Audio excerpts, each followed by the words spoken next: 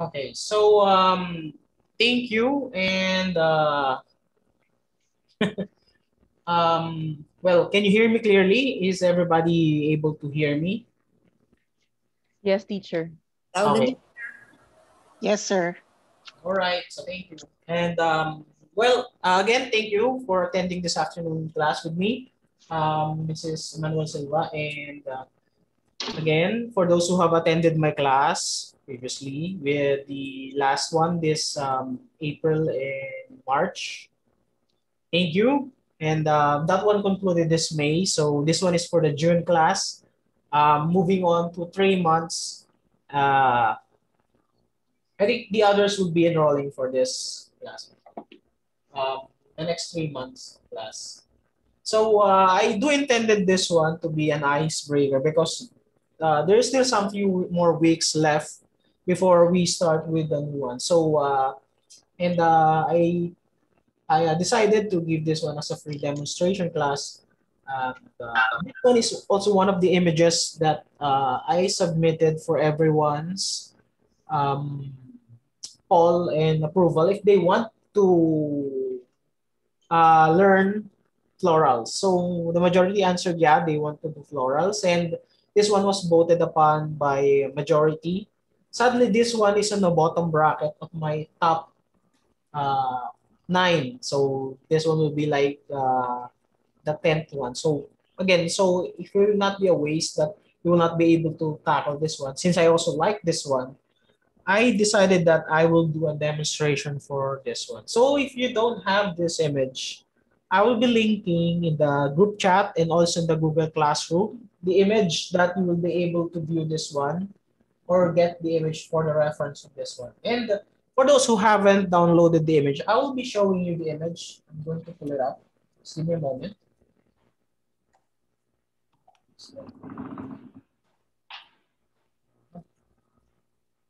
So I'm going to share this in your screen. This one is the reference for this afternoon's class. This is a yellow anthus flower. So for those who have also been with me since the beginner or the lesson, wherein I tackled the basics class, drawing and watercolor painting. This is an anthus flower, and the way you draw this one is you start with circles and add the details in the petals. Now, this one is quite bigger, so I decided to give this one a bit of a crop so that this will fill the image of the painting area, somewhere like this. Yeah.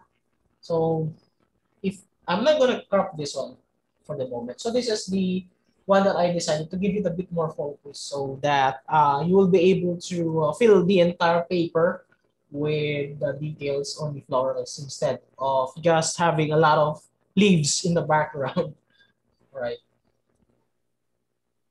So yeah, then I decided to crop this one. So I'm going to again show my table. So you can see that the drawing that I have with me is a bit more focused on the entire, or this one is yeah, filling the entirety of almost the entirety of the paper with just some of the details here in the background with in terms of the leaves. Now, for those who have prepared their drawings ahead, so and wanted to paint along, thank you so much. I do hope that you listen as well, not just that we paint along, because sometimes we can miss important details in the drawing or in the painting process. Where's my pencil? Sorry, I'm looking for my pencil.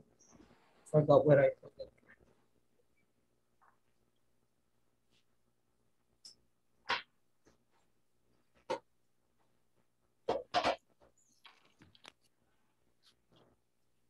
Fine. Oh, here. It's hiding from me. All right. Yep. So sorry about that. Now, I'm going to disable the auto focus. All right, so in this class, you will be able to ask me. You may put that in the chat box if you want to ask me something about the painting. Also, if you want to ask me something immediately, I won't be able to look at the messages in the chat box right away. You may be, or you may interrupt me or ask me something while I'm painting. So that's all right. Since we have the recording and everyone will be um, viewing the spotlight, this video, this camera that is you are seeing right now. I in my which is my table. And again, for those who have not or just joined this afternoon, um, I'm going to paint this yellow anthus flower. And you might be wondering, for those who are new into my class or just joined recently, I'm actually using this board. This is a plywood which I painted with lacquer. So this one is a 3/4 inch plywood. It's quite thick. And I used the lacquer coating. I painted this one. The paper that I'm using is 200 GSM paper, Bauhong 200 GSM. This is a 10 by 14 inch. So 200 GSM. So I cut this one. This is a academy grade. So I'm going to show you the paper. I have that one in a block. Just going to get it.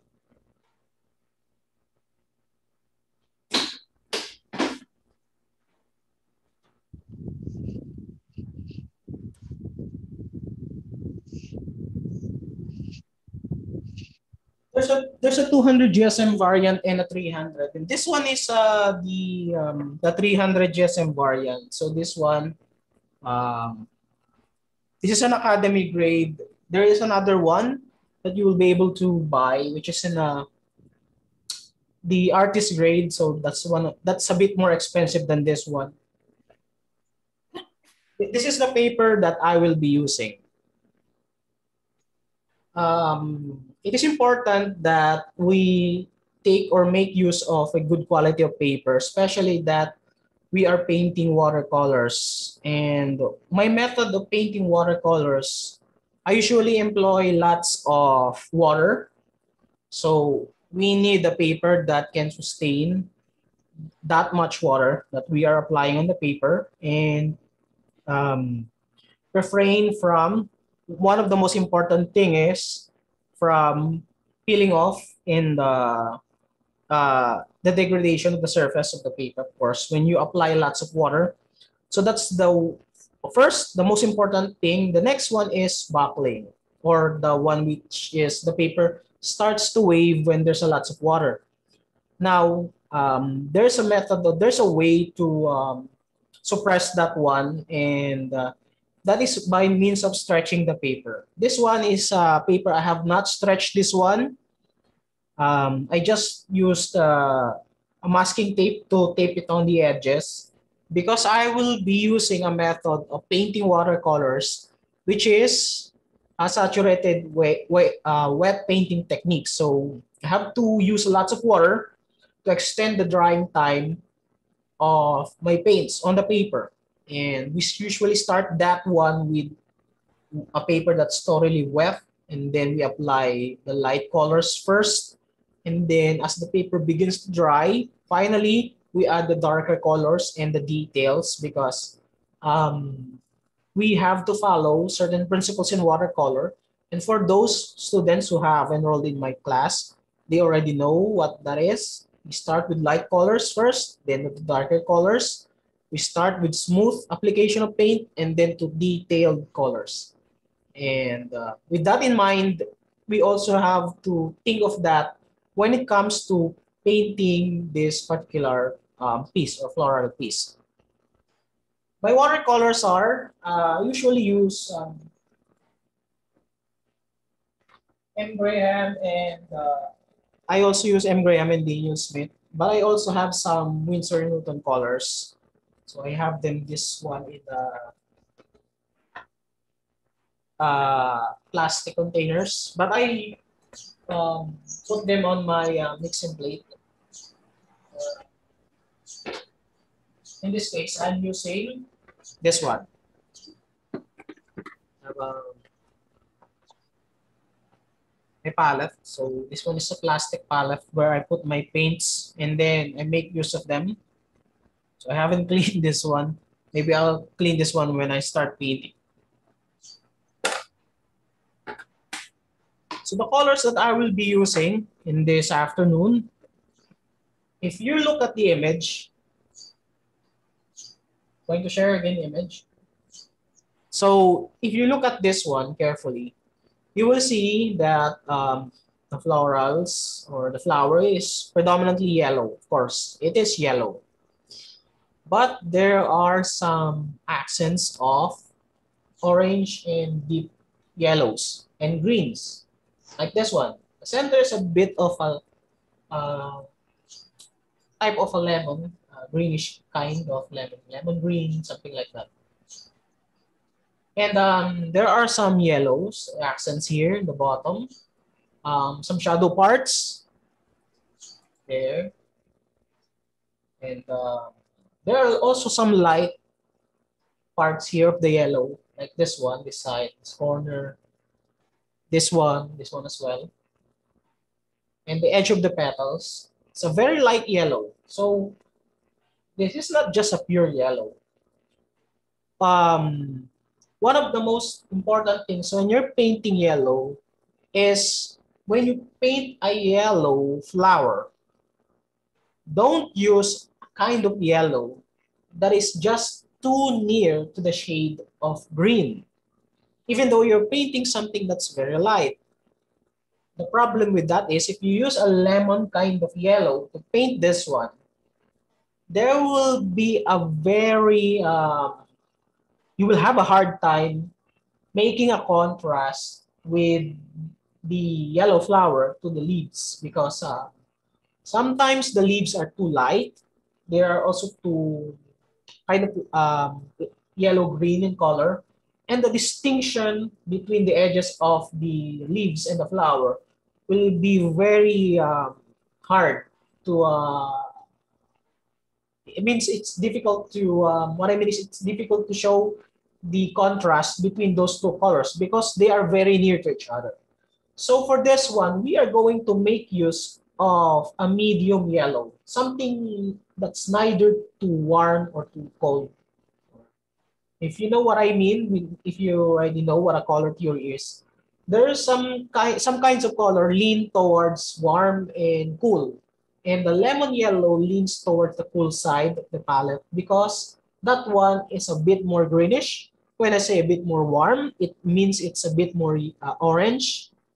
And when I say it's a medium yellow, what I mean to say is it is neither yellowish or I mean greenish or too warm or too orange. So we have to strike a balance when we are using a yellow.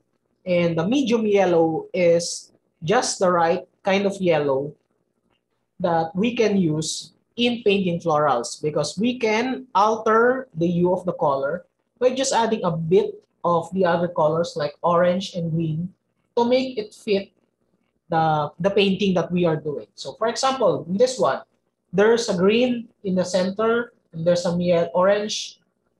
You start with a medium yellow, you can apply some other colors or add other colors like orange to make it appear deeper here and green to make it a bit or lean towards the green side of the palette. If you start with the lemon, that's a very light yellow, you won't get a good contrast with the green. That's the problem.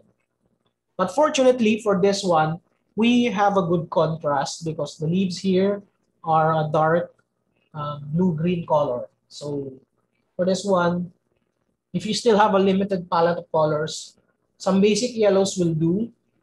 And if you have orange or a red, you can add a bit of that to thin it up or make it lean towards the orange side. So that's about it. For the other colors, the background, the majority of that would be green, of course, and the blue, a bit of blue. So the colors that I'll be using for that one is cobalt blue and ultramarine blue and Hansa yellow medium and some other yellows for and medium yellow for this one for the florals. So if you have questions, you may ask me, right? It's okay. For my other students who are used to asking in Tagalog, you can ask, then I will answer in English for the sake of the others who will be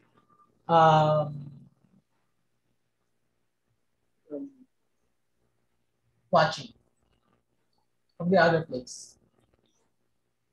Teacher, Yes. cadmium yellow can be substituted to Hansa yellow. What kind of yellows? Cadmium yellow. Yes, yes. Cadmium yellow. That's an excellent choice. Okay, It's a medium kind of yellow. It will work. Okay. If you have cadmium yellow, that's good. All right. So let me just get the colors that I will be using. Hansa yellow. If you have an orange like this one, Perenol, that's good. Sure, yung the burnt orange, can we use burnt sienna for that? Yes. Burnt sienna, kinakardon, burnt orange, they will work. Thank you. So if you have a burnt orange, this one will work. And also, if you have Viridian, that's also a nice choice. Convenience mixtures like sap green, it will work as well. And if you're the one who usually wants to mix their own greens, have Telucinin green, the burnt orange, and then the yellow. Sorry. Nickel azo yellow.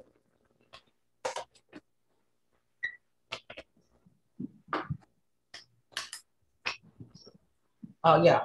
For that, the cobalt blue. Now I'm going to show the cobalt blue, just the cobalt blue that I have. So, yeah, cobalt blue. If you have that one,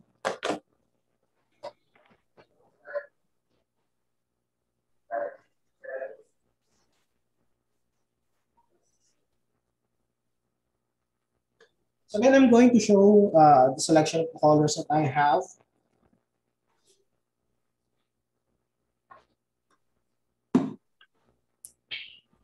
So for the yellow, you can have the Hansa yellow from Daniel Smith. Quick question. Is it advisable to squeeze some color? Is it advisable to squeeze some color out of the tube immediately at the start, or because it will dry fast, better to squeeze it as needed? Do you want to keep the color useful after you painted, or you just want the color moist and creamy as you paint along? It depends upon your purpose. For me, I want my colors to be,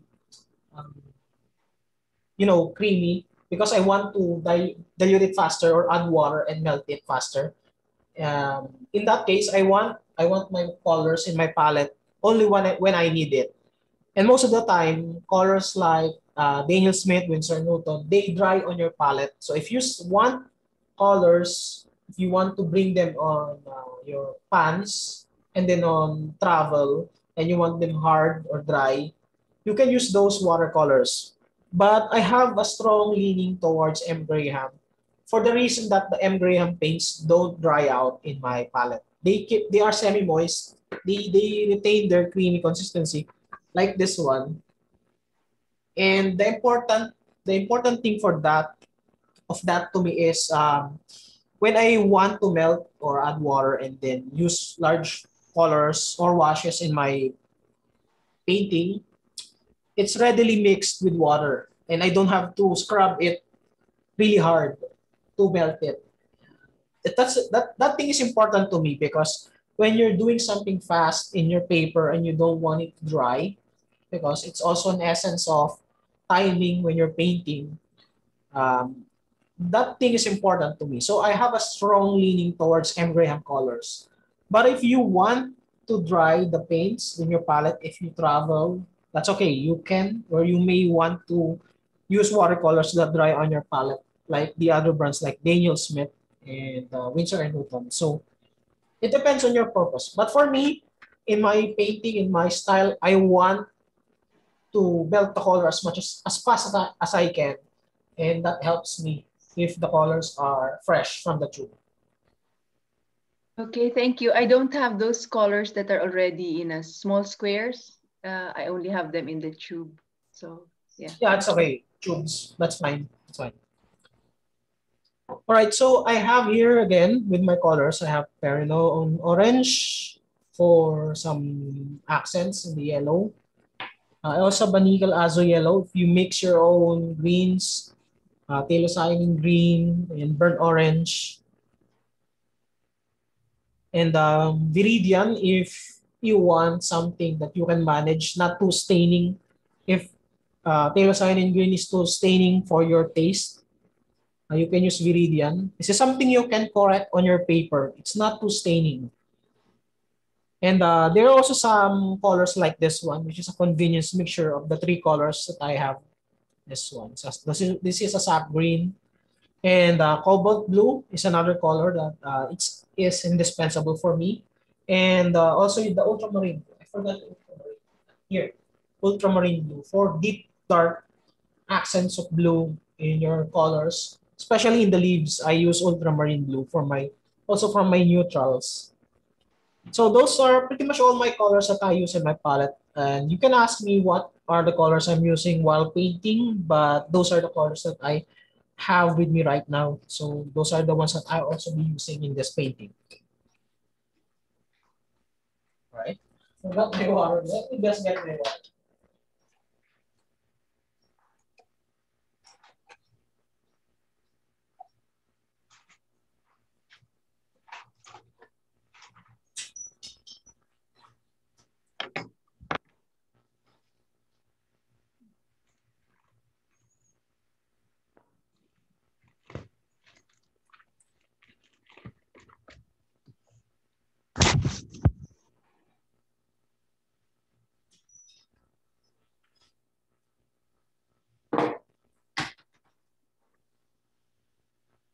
Just give me a moment, I'll be back. I'll wait to get something.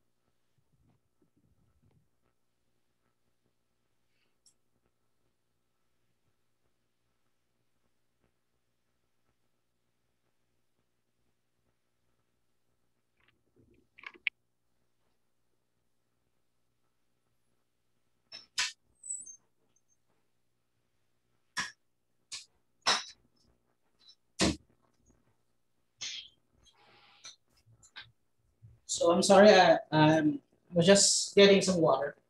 Kind of feel thirsty.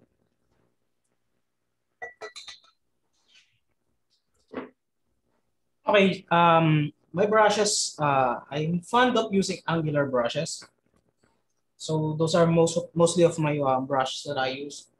But I also have some rounds for details, um, flat profiles like this one. This is a squirrel. Mostly use them for lifting paints from my paper because a squirrel brush is good for picking up paint on the paper. And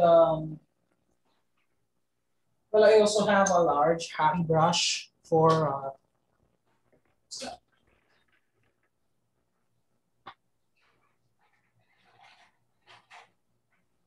I like this one for distributing paint evenly. I use them most of the time dry.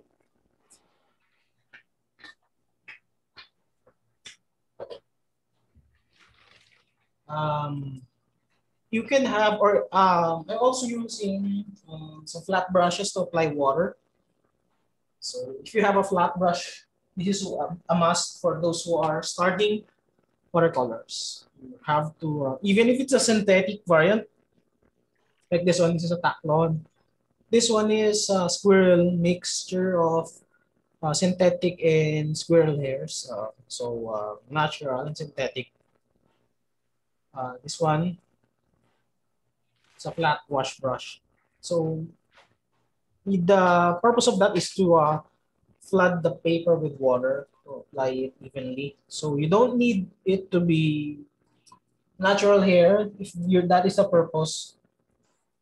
Because it's a bit expensive if you start with the natural hair at this size. So I recommend you start with the synthetic variant, or you can also buy a hockey brush like this one. I don't. What's that? Yeah, this is cheaper. Yes? Have questions?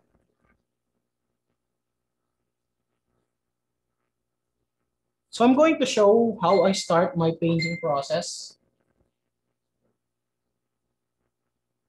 I'm going to put my phone in silent mode.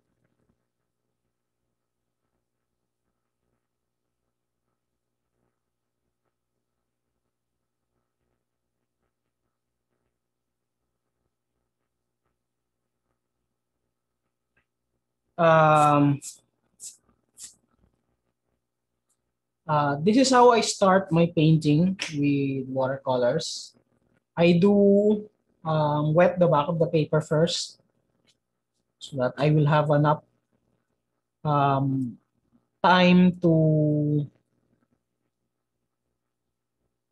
stretch and work.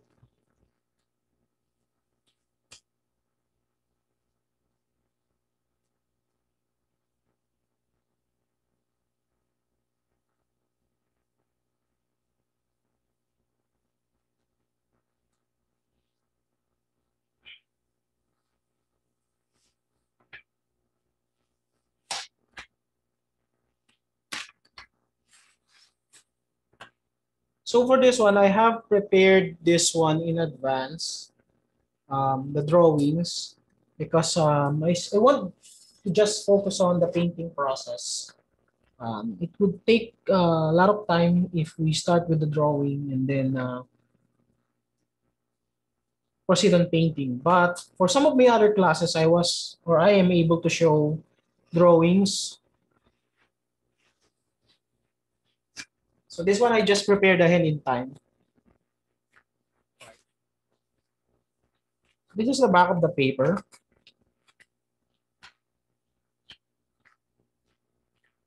And I usually wet that one with a flat brush.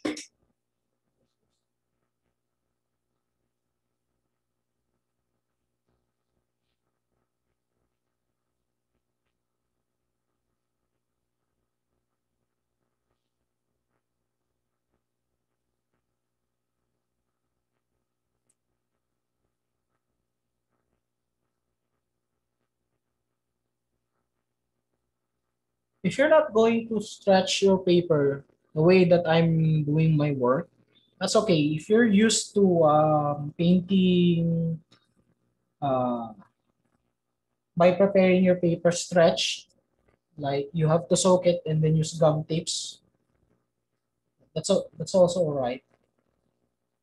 But for me, this is the one that I'm doing, always preparing things ahead. And well, I want to wet the paper, keep it moist and wet as long as possible.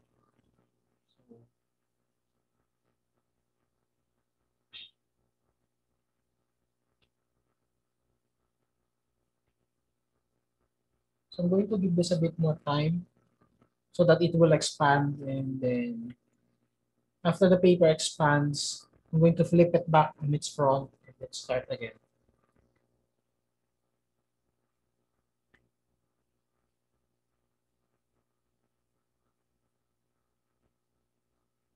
So let's wait for it.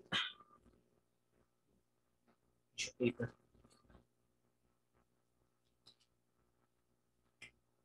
It's important to use as tape like this one, masking tape that is a bit longer than usual.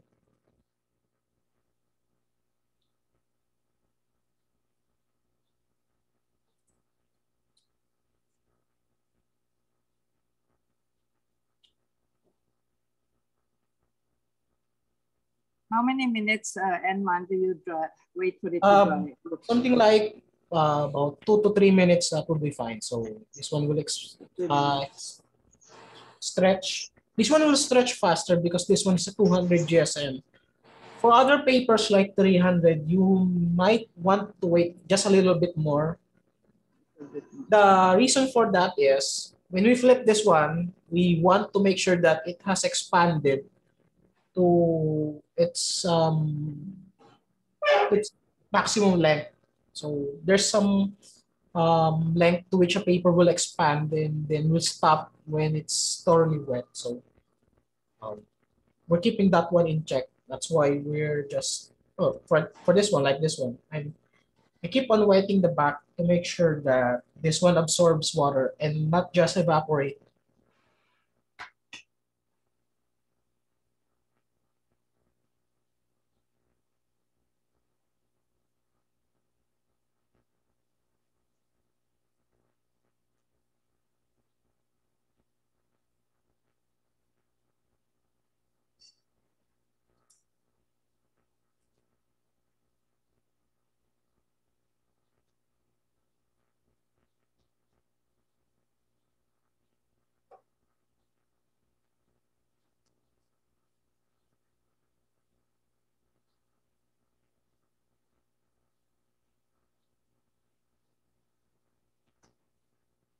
Okay, I think this one is all right. So I'm going to flip it back on its front side.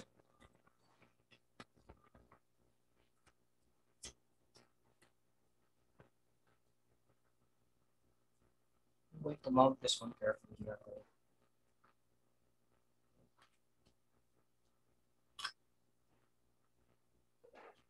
Start to the center. Just add a bit more moisture.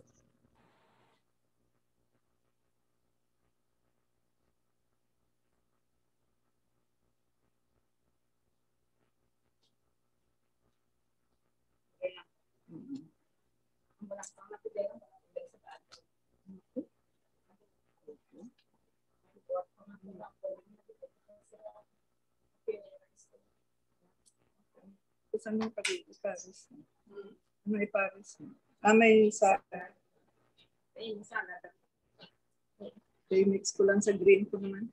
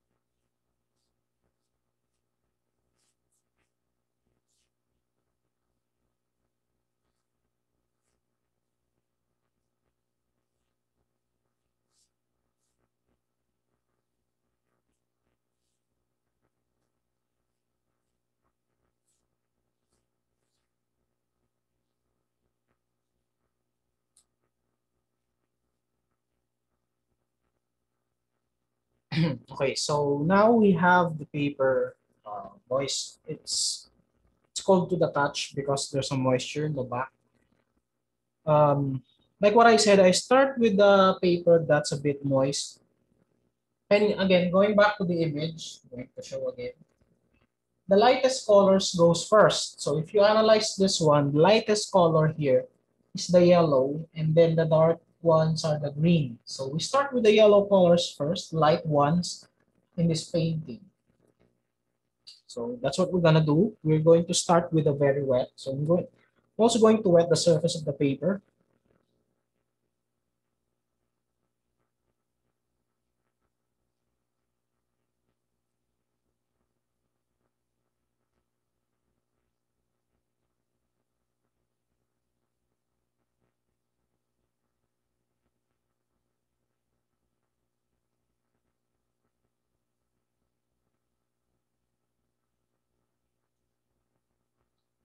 So I have thoroughly wet the surface.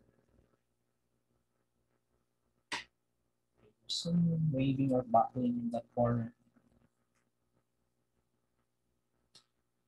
Let's get that side. So I'm going to pull it just to make sure that we don't have that one.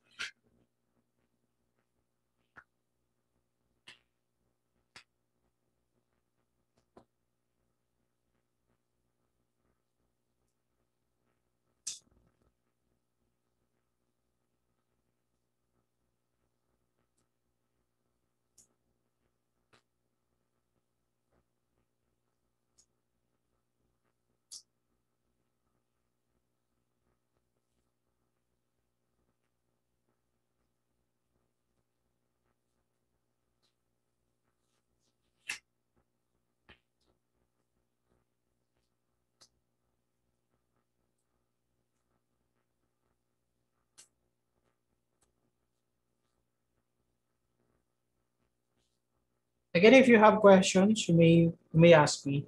So I'm just going to start the painting now. Okay, let's start with the yellow. Uh, just a mess. Let's just get my palette. Please.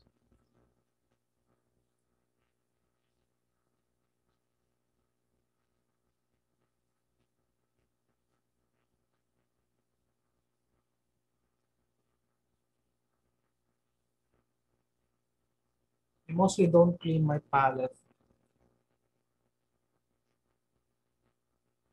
I kind of just wipe it off with my cloth. This one is a paper towel.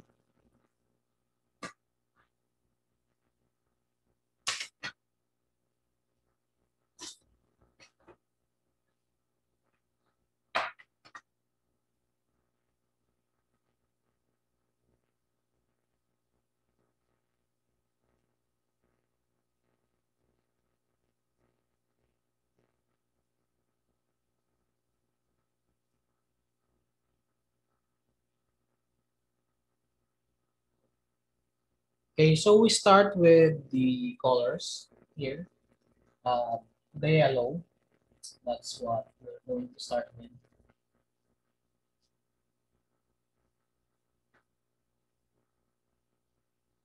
Do you mind if I give it a bit more focus so you can see it? All right, so my colors are yellow. I'm going to start with medium yellow.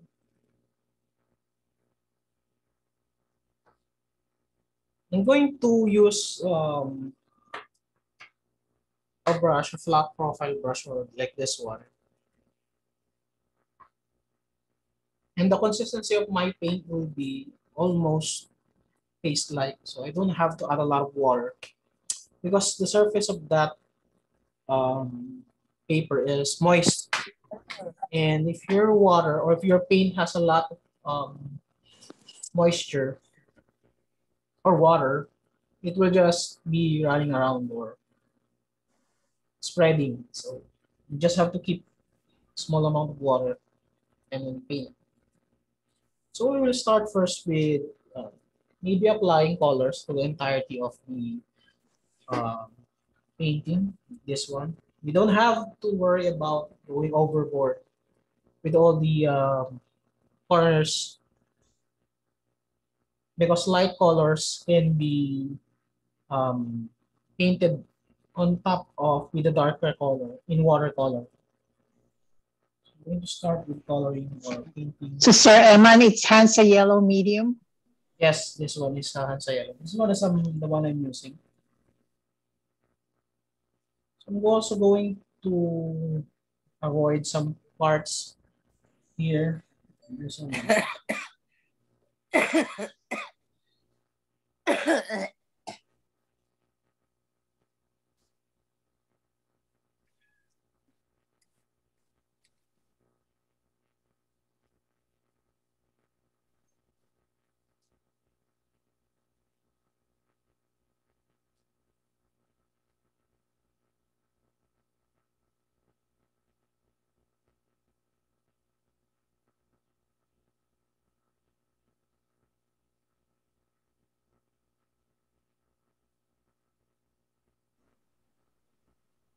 Eman, do we apply yellow to all of the flowers? yeah, we need to apply yellow because we have to make use of the drying or the wetness of the paper. We're just going to have the foundation colors first. Then maybe also have to be careful with the application, just a bit careful. Like there are some light parts of the florals in the reference photo, like some edges, and we have to apply lightly the colors. Eman, it's natural na may some edges are already running out. Sorry, please speak closer to the mic. Please, I can't hear. Some colors are already running out sa may background. Is that? Yeah, that's okay. That's fine. It's not a problem with watercolor, especially that, like what I said, the light colors can be painted with a darker color on top of it. Yellow is a very light color, and if we say paint a darker color on top of it, the yellow won't show through. That's why we start with yellow first. Because if we started with a very dark green and the green bleeds into the corners of the yellow, that's a lot of problem compared with the yellow. So we have to take that in consideration. That's why I was always saying that we should start painting watercolors with the light colors first rather than the dark ones. Because watercolor is primarily subtractive. You deduct from the white of the paper the color, the paints that you're using. If you start with a dark one, you won't be able to get the white of the paper again. And yellow is a light color, the lightest one in the palette, in the entire painting that we're doing right now. So the best way is to paint with the yellow first, rather than with the dark. Like those colors, they're going to bleed because the paper is totally wet with lots of water. That's okay. That's fine. It's not a problem.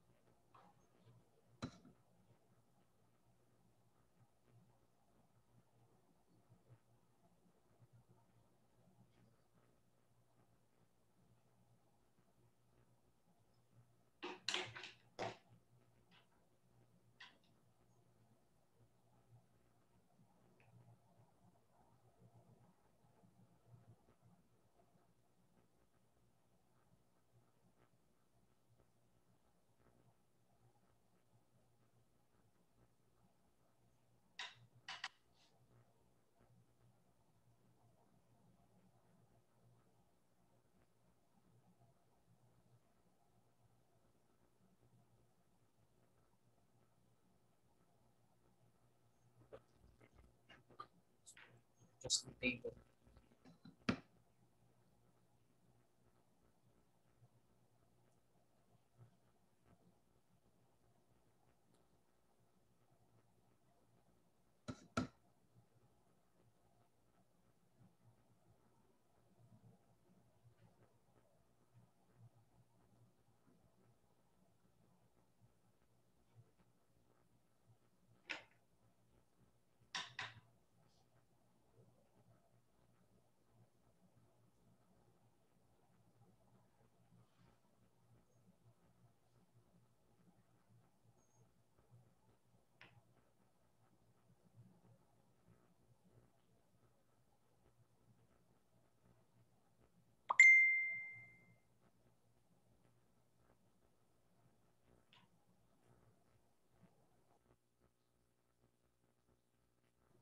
Again, if you want to ask something, it's okay. You may ask me. Teacher, I noticed I noticed that even if you're covering all of the flowers and petals with Mm-hmm. the same color, you Mm-hmm. are adjusting your strokes per petal also. Yes, because there are some, light strokes that leave some impressions of brush strokes. So I also want to show that it might not be entirely visible um, to your screen, but there are some lighter variations in the yellow. They will show through when they dry. They will add to the natural effect of the transition, the gradient of the colors, the yellow. But is it all right to just lift them at this point if we covered everything? Yeah, it's okay. It's okay.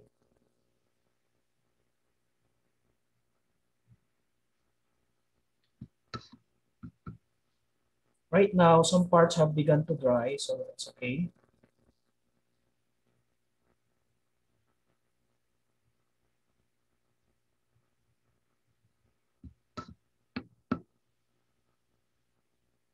Let me just add some more yellow.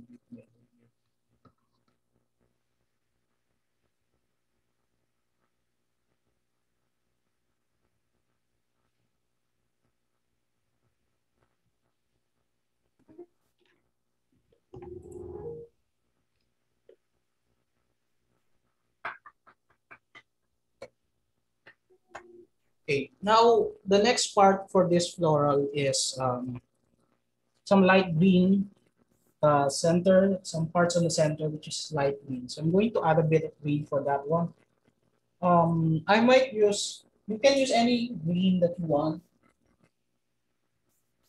So lighter. So if you have Hansa yellow, still have him just like this one. So this one corner. You can put a bit of shot of sap green to get that light kind of green, like that one. Again, not too much water.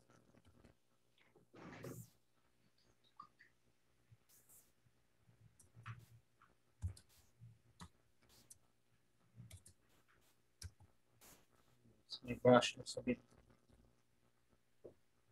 Going to start with the top.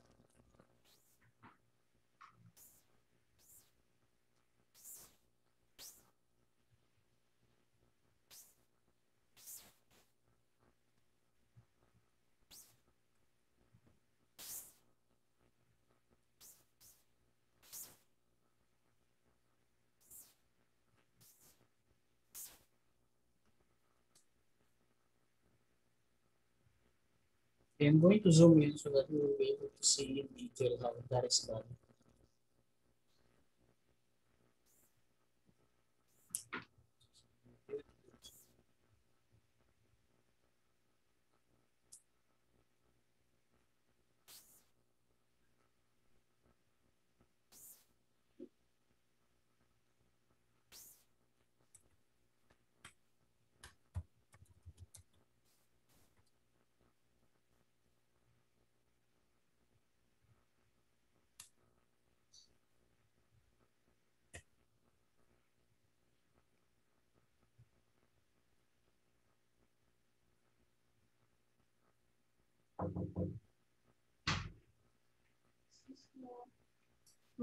Gabriel Smith siya. Ma'am, kumain ako.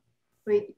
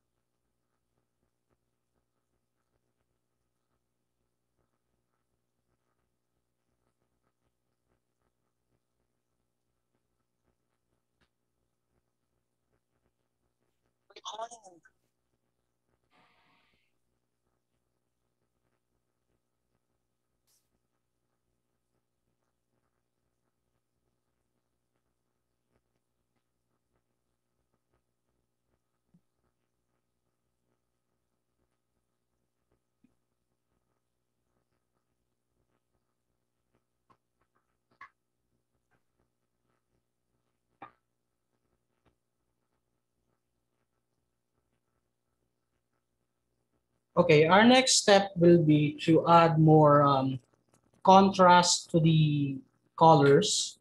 So we're going to adjust the yellow color. We're in need of a deeper orange to make that happen. So we're going to add orange to the yellow. So that's what we're gonna do. We're going to add now a bit of just a small amount of yellow, not too much. So check that. Let's brush.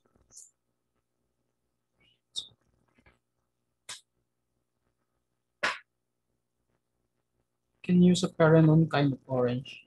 Still too much. So you might want to add a bit more water. And I think this is just enough. The contrast is enough. Not too strong. Might take your painting towards the orange side, not to the yellow. So have to mix carefully. Add just a bit, small amounts of orange.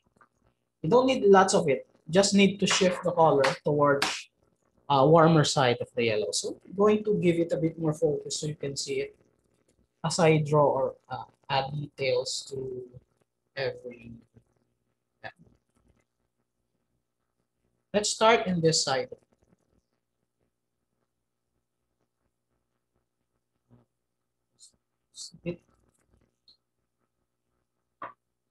It's getting dry. Let's add a bit more water.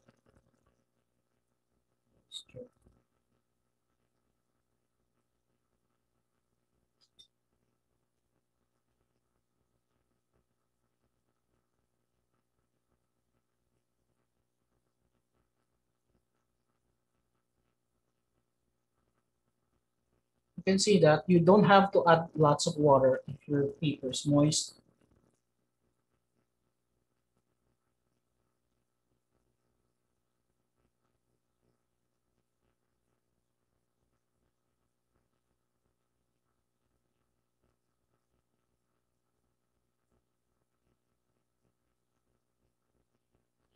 Give this one a bit more orange.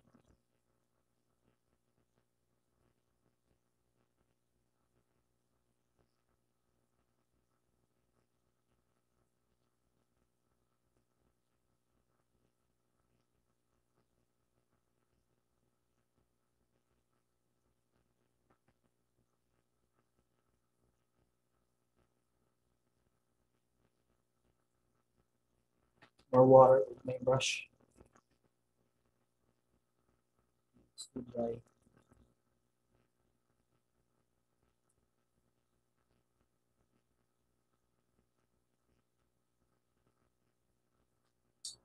Wet the surface. Has begun to dry, so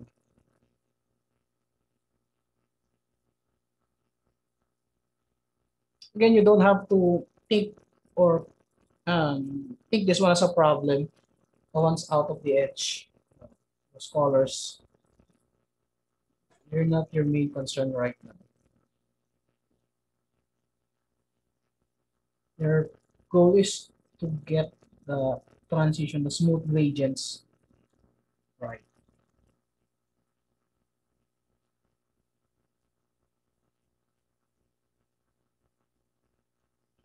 It's too strong.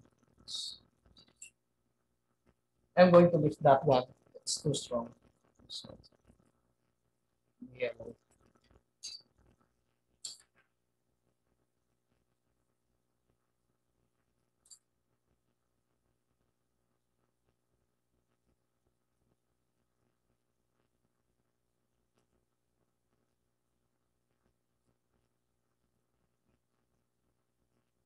Later on, we're going to add more details. You just have to show or give contrast.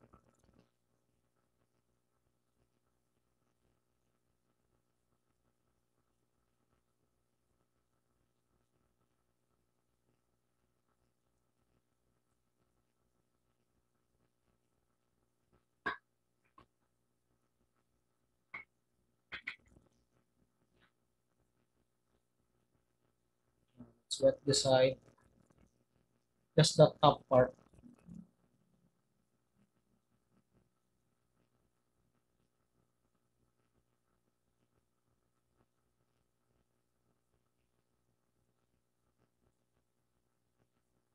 Now more yellow. Side.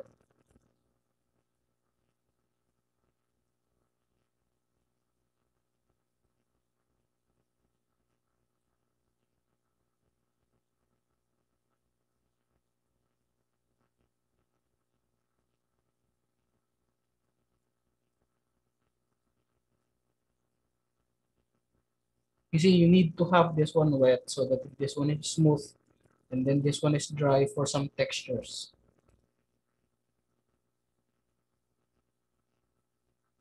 Then we're gonna wet this side.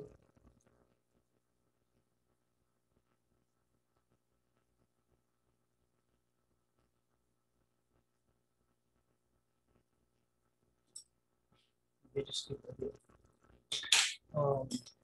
Just going to add a touch of water to most of the paint has begun to dry.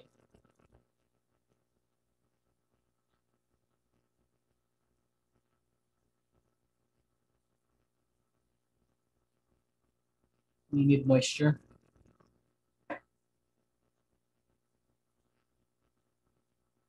We can't let it dry, so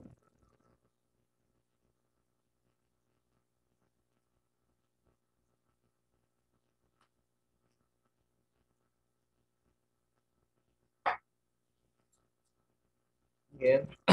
Okay, let's move here.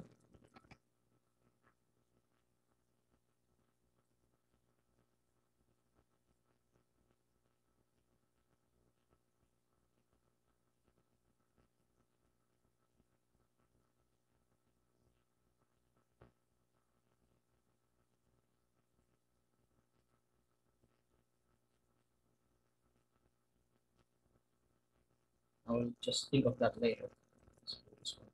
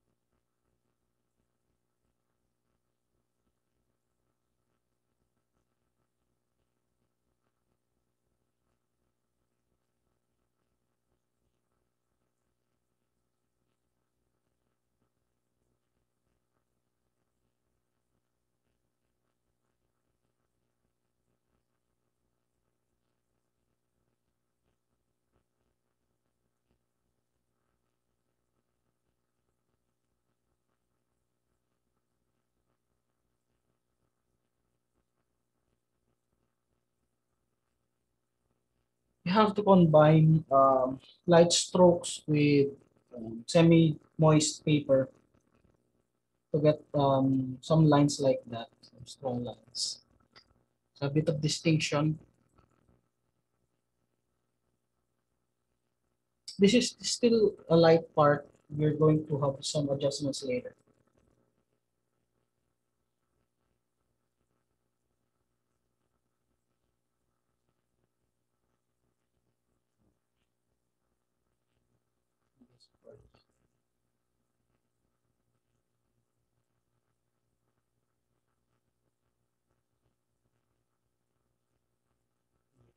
Let's get there.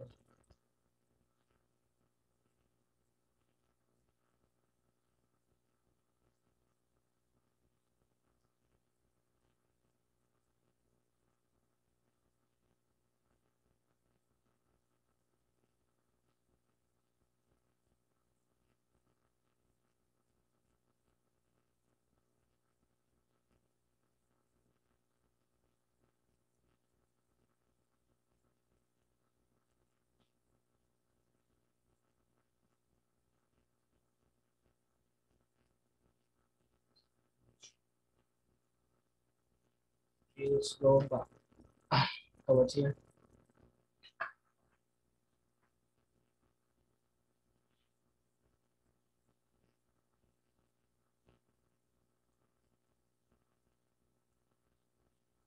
On the bottom section, still have the window.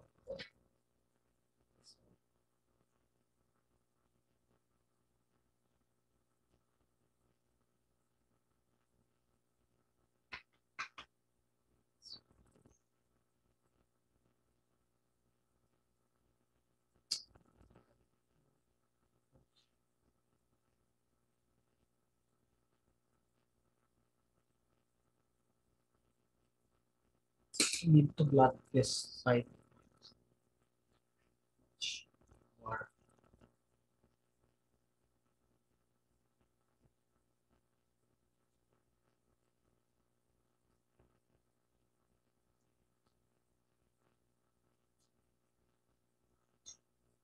Smaller one.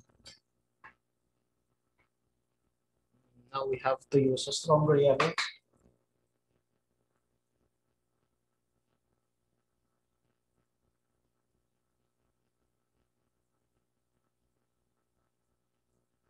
And a bit of burnt orange. So this is my mixture. I added a bit of burnt orange for that one.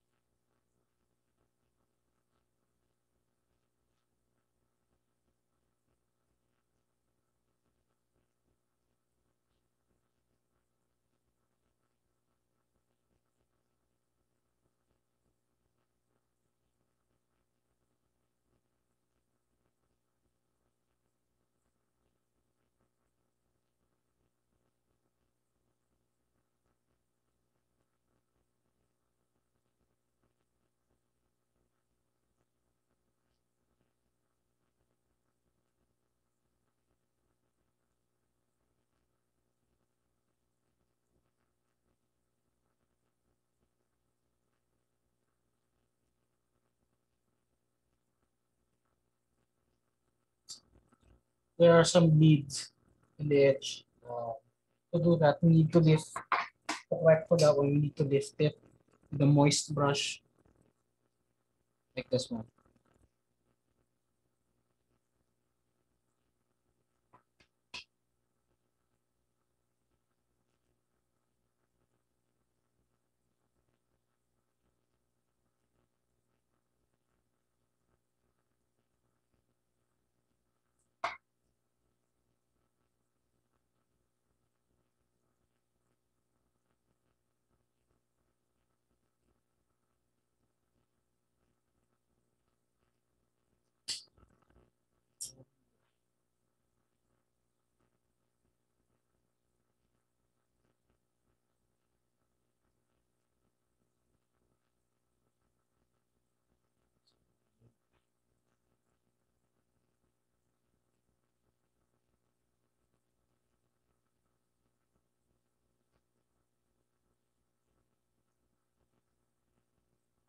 Okay, so we'll focus on adding details later.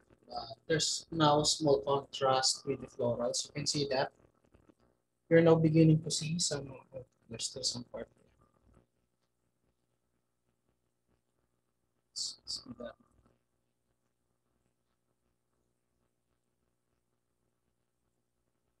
Over here.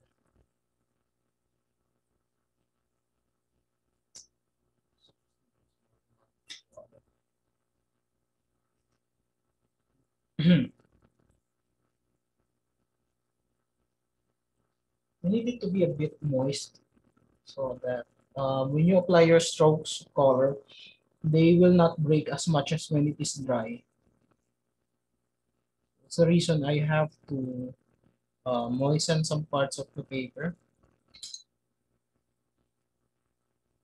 This one.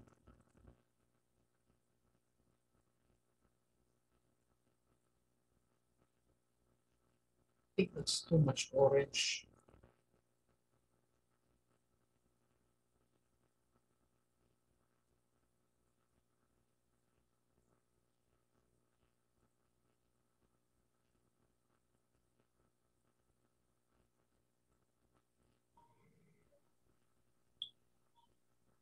Eman, Yes, may bang tinge of red yan?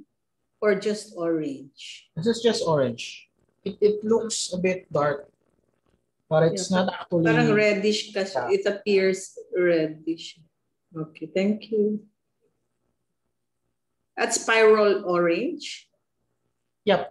Perenone orange. All right.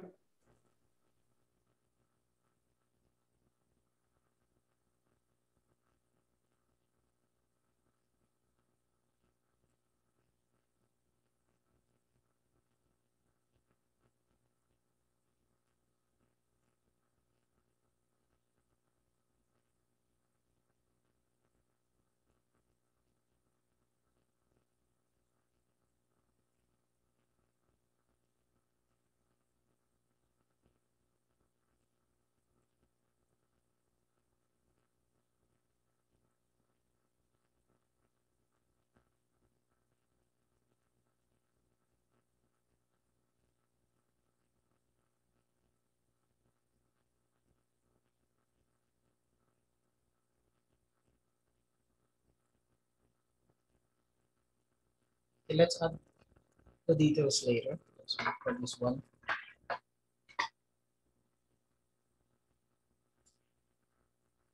Oh. It's correct. Mistakes. So now you can see that there's some contrast now with the yellow. And this side is too light, so I'm going to again add yellow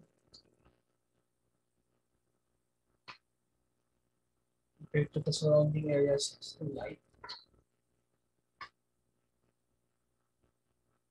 Just a touch of yellow. And the stroke is in white.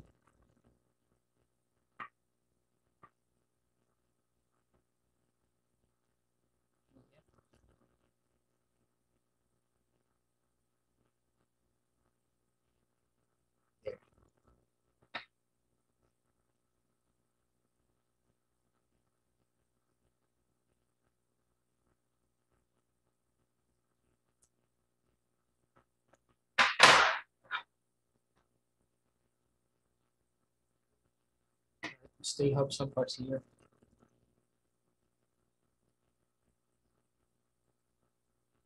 Show it closer.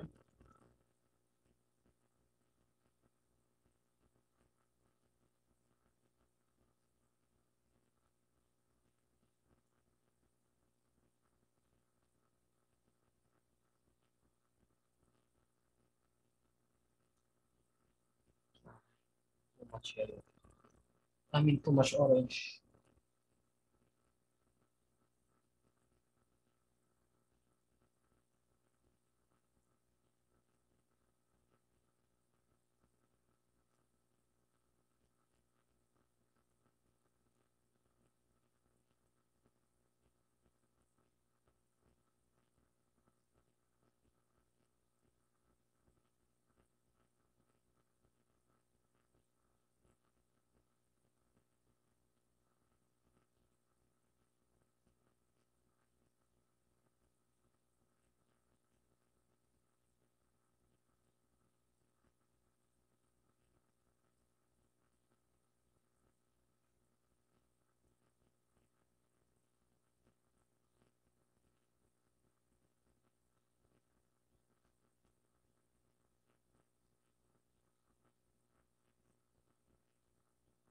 Okay, let's begin to add more details in terms of the florals.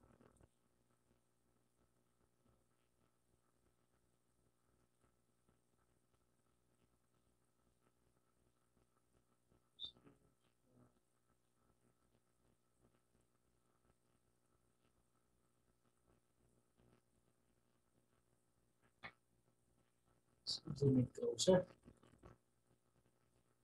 Start with the top.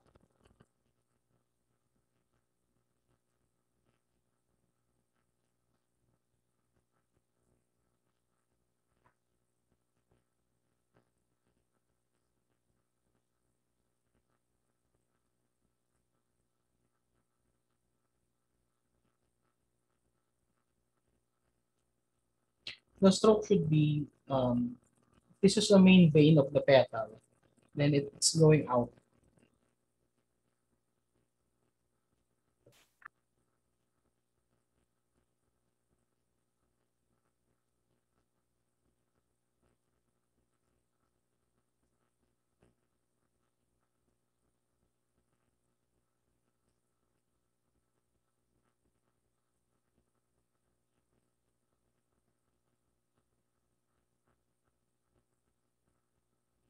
Emma, did you wet it first?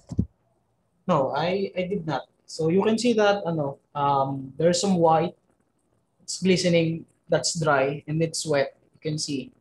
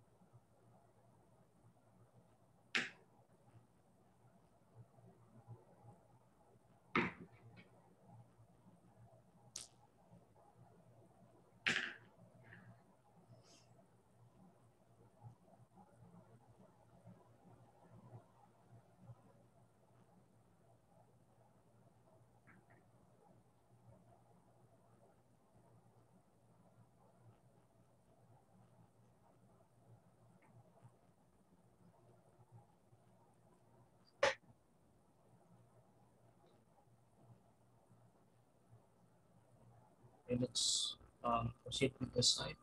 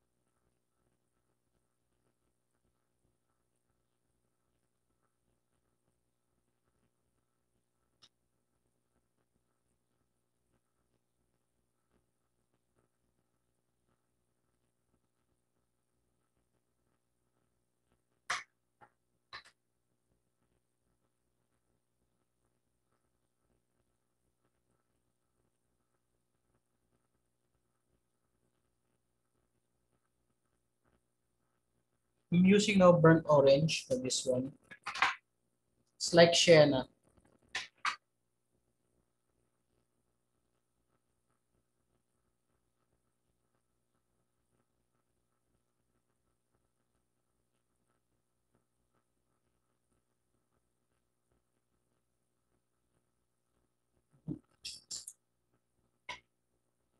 So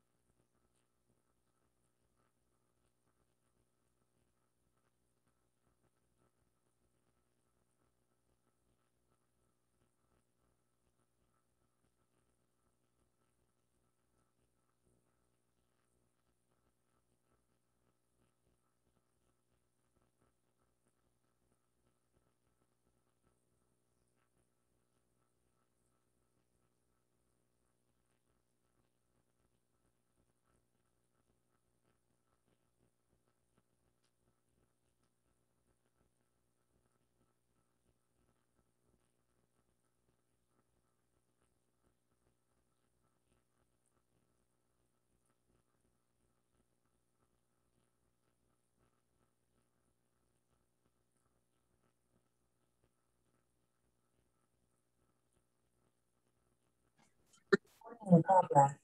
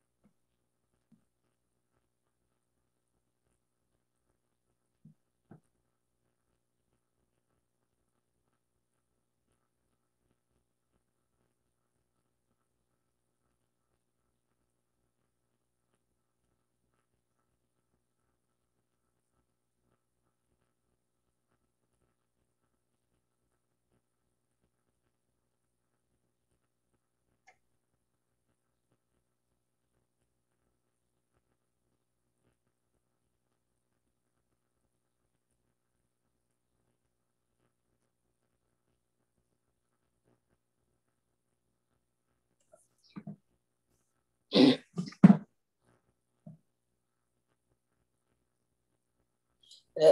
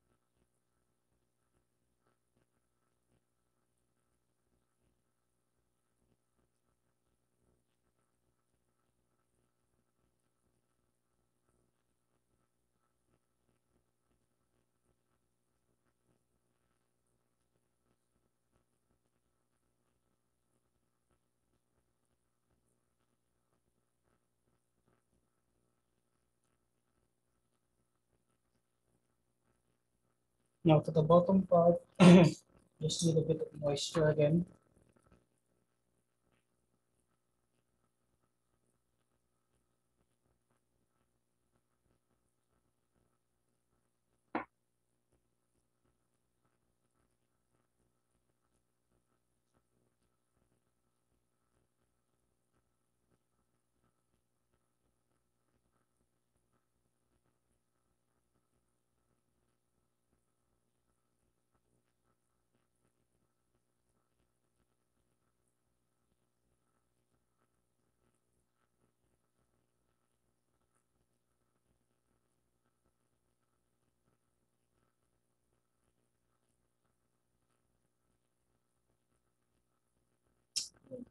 To hard solution particles.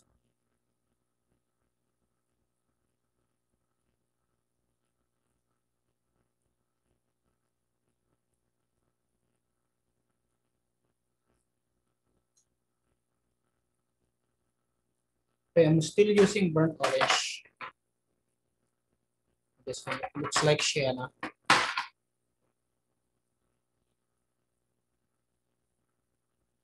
Strong color, not too much water. Like that one.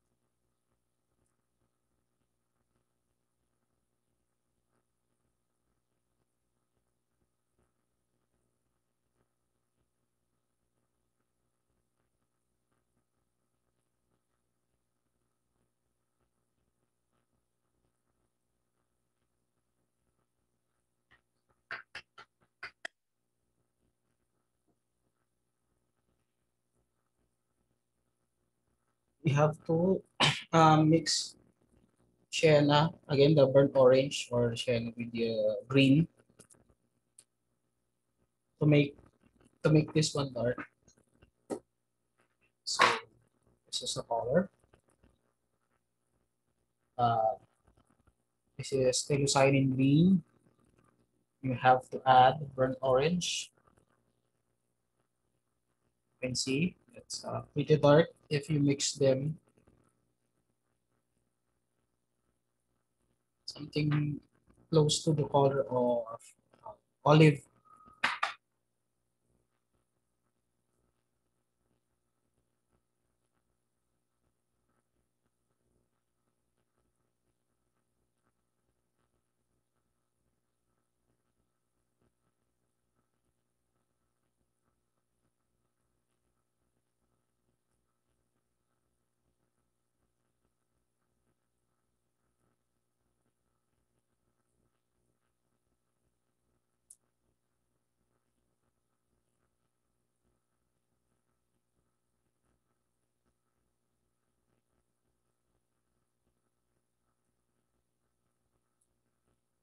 So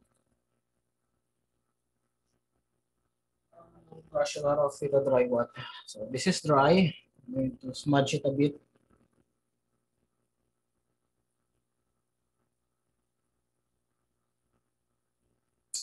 Okay. It's not entirely visible.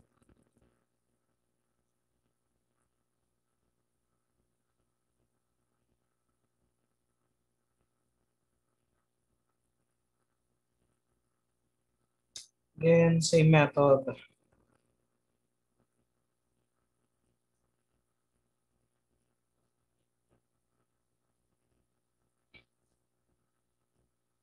So, you have questions? If you have questions, you may ask me. I'm going to continue with some parts here with the detail. So this totally dries out.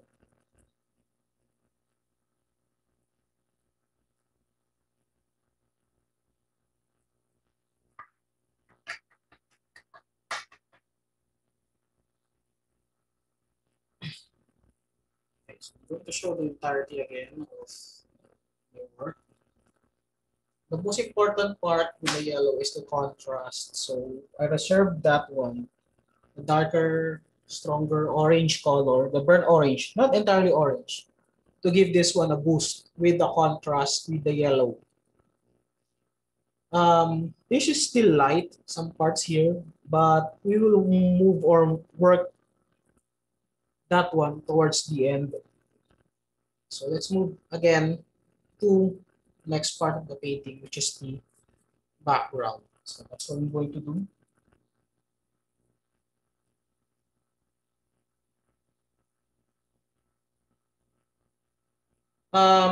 If you have questions, you can ask me. We're going to begin the background, painting the background. So if you have any clarifications you might ask, you can ask me while we're doing this. Going to do this part.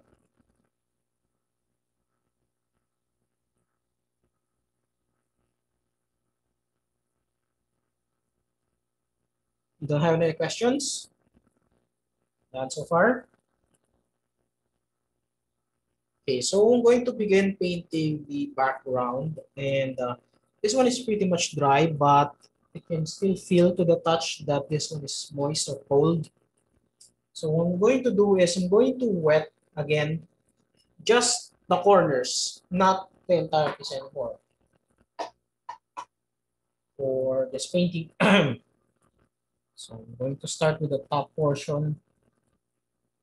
Sorry, I'm going to dip down so you will be able to see. Just tell me if there's something you cannot see in my paper.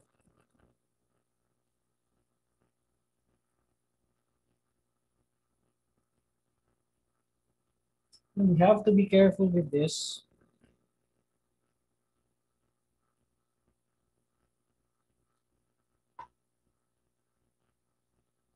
You have to paint around.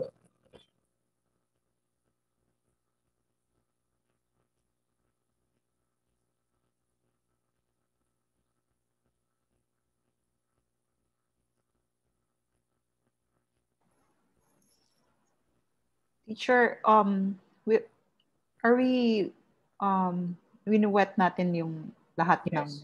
background? Which is, of course, the leaves that are not the main The entire thing? No, not the entire thing. As you can see, I'm just wetting the paper, moving around the subject. So I'm not going to wet the subject. You see that, my brush. Pero the entire background. Yeah. Just to prepare a wash for a wash. This is outside the flowers, right? Yes, yes.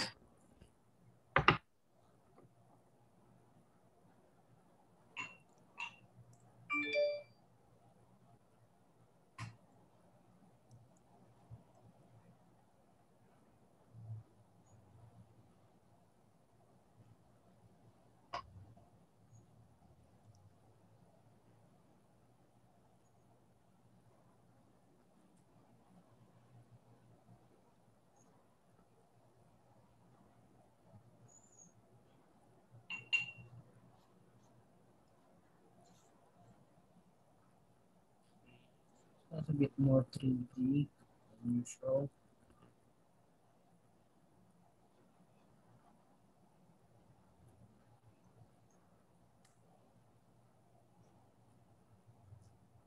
Right, now I'm going to apply a wash of color. I'm going to use cobalt blue. me just do my palette again. Size border.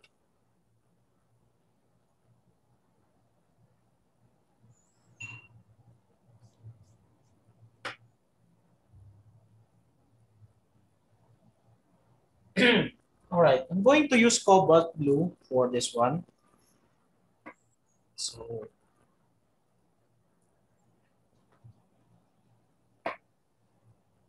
you might be wondering why cobalt blue. I'm going to imitate the greenish cast or the reflection of the leaves.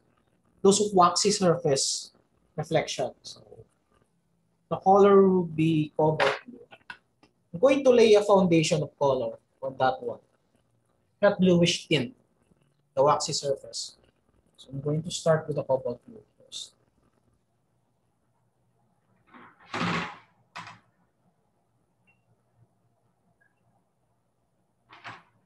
The entire reason why I did not wet the entire paper, the obvious reason would be, of course, if I did, it will just mix with a whole.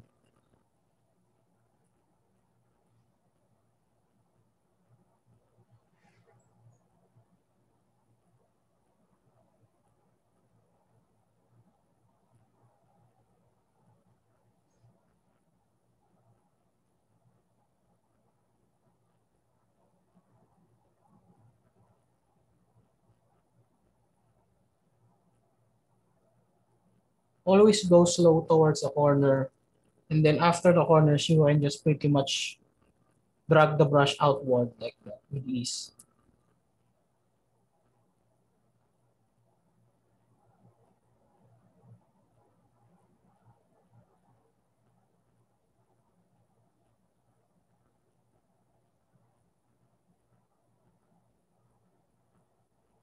It's not so obvious now with the yellow. You can see that with the blue. That's the reason I did not mind if the yellow would bleed.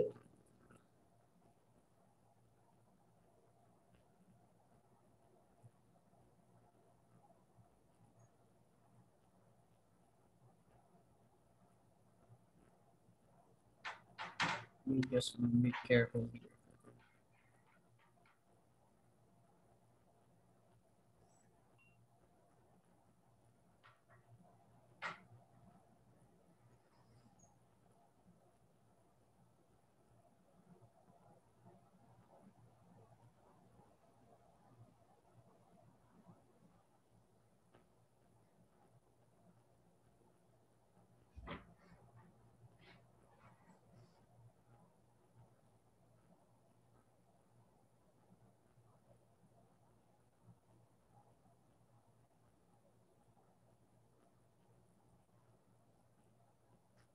Okay, let's just wait a bit or a while until the paint settles down.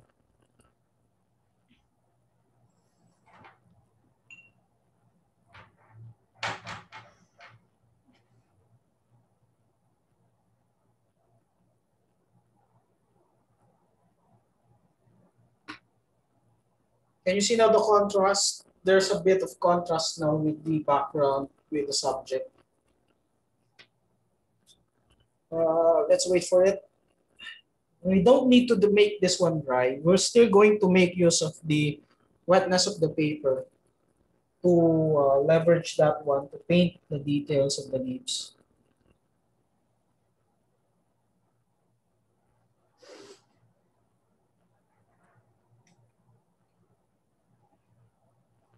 Okay, I'm just going to move with the veins. I'm going to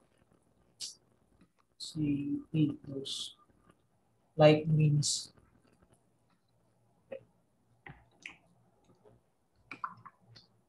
While they're wet.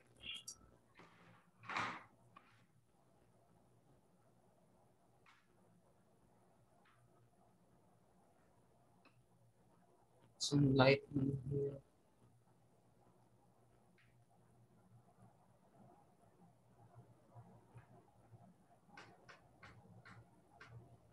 Use yellow.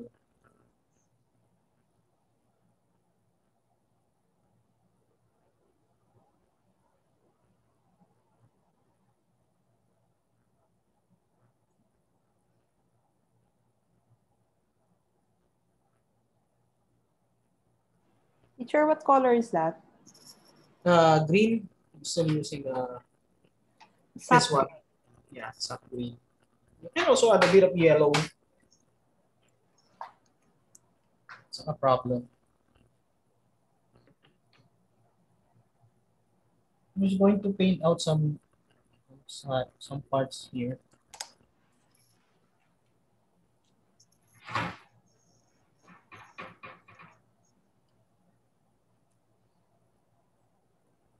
Teacher, anong pinipaint mo? The outs, yung The veins. the veins of the leaves. Just adding some tint to the veins.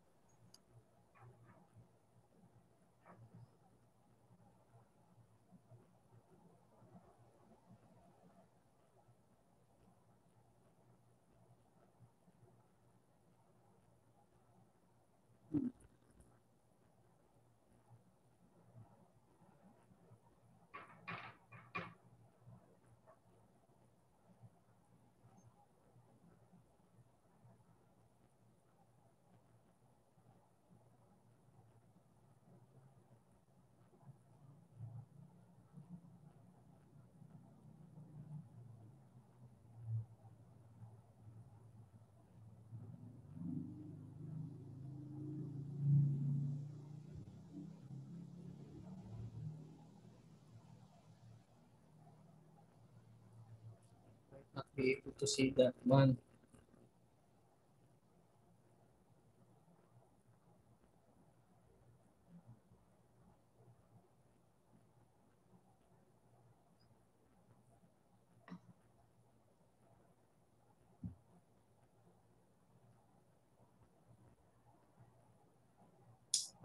Some lead colors.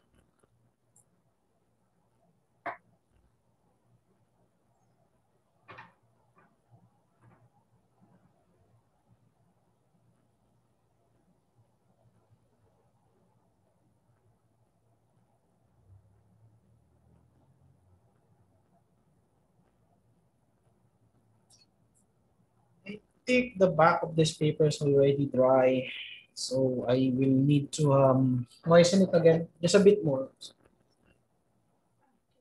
Not too much.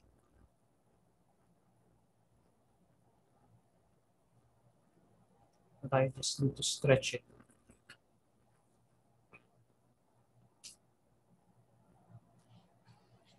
This part of the painting is the final step actually. So the background is everything.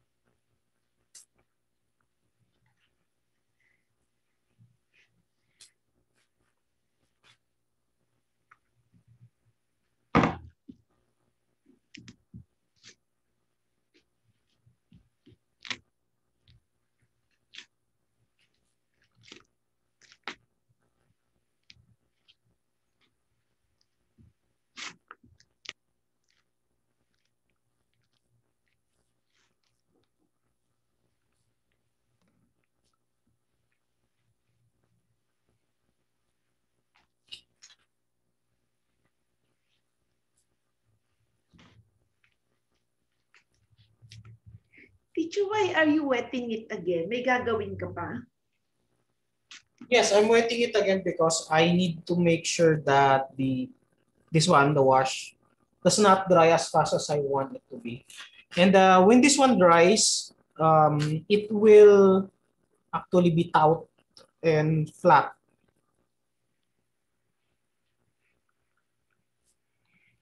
I will have to extend the drying time because the details in the back, I need to make the strokes of the color here in the background. It's a little bit more soft than this one inside because this one is in focus. You have to make an illusion that the background is somewhat smooth because of the depth in the field. You can see that the paper is moist, this surface.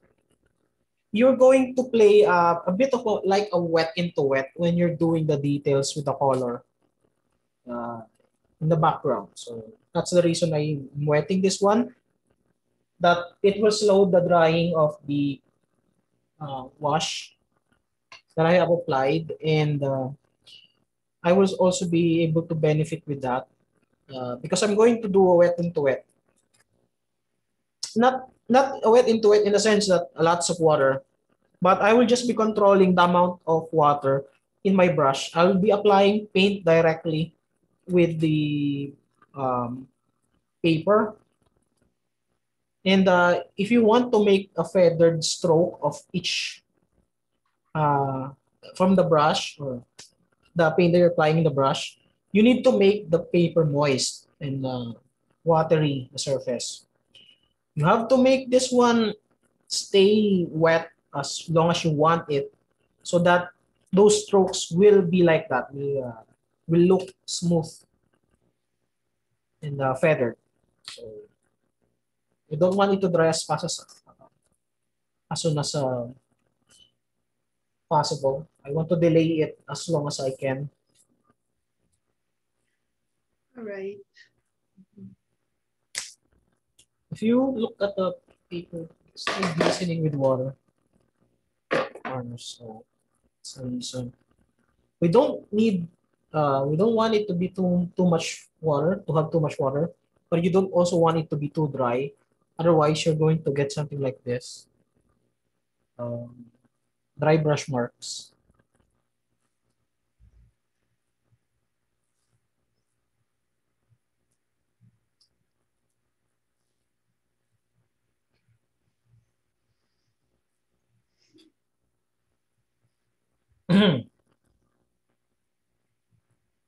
Now, my favorite mix for this one is I'm going to mix my own green.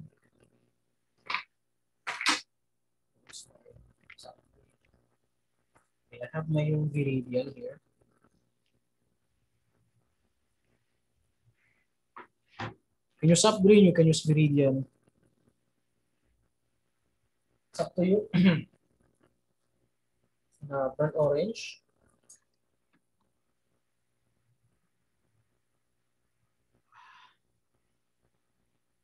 Burnt orange here.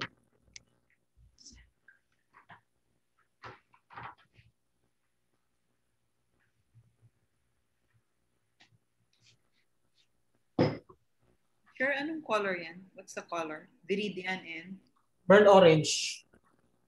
Or you can also use your Telucyanin green if you want. They have the same effect. You want a dark, are you trying to make a very dark green? Yes, yes. Is it the same as, kasi meron akong deep sap green? Yeah, but you would probably want it to be a bit more bluish. That's why I'm adding ultramarine blue right now. All right. Oh, did we put, so it's Viridian, burnt orange, and ultramarine? Yeah. You can also use Telucyanin green.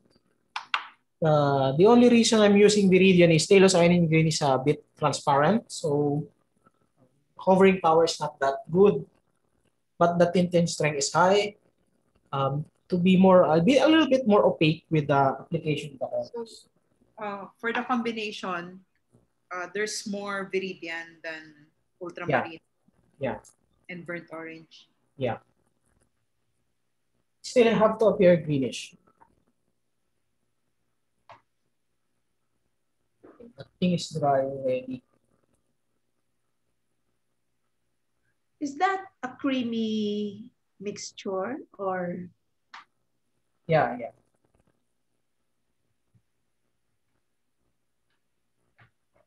You can see that my palette is almost like a So paste. and Manj, we should put it where the petals really are, or just tracing of the petals. Sorry? Should we paint it around where the petals are, the dark color? Now, I'm actually going to paint outlines. So I'm going to show it to you closer how I'm going to do that. Mhm.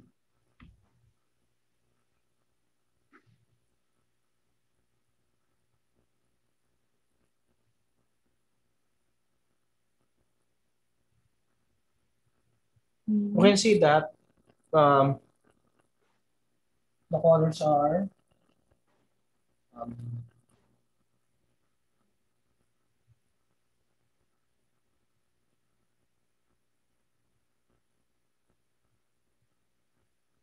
I'm following the design of the veins in general.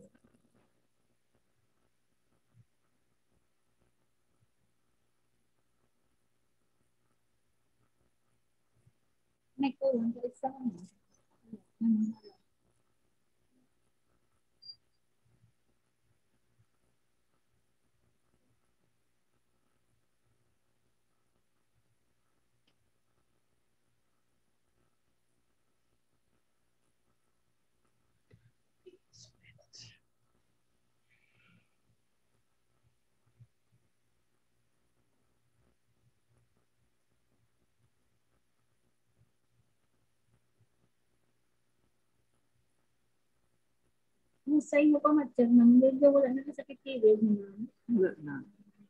Pero sa Uga, no? kanya ng mga grota. Oo. Ano to gani? Kung grota nga,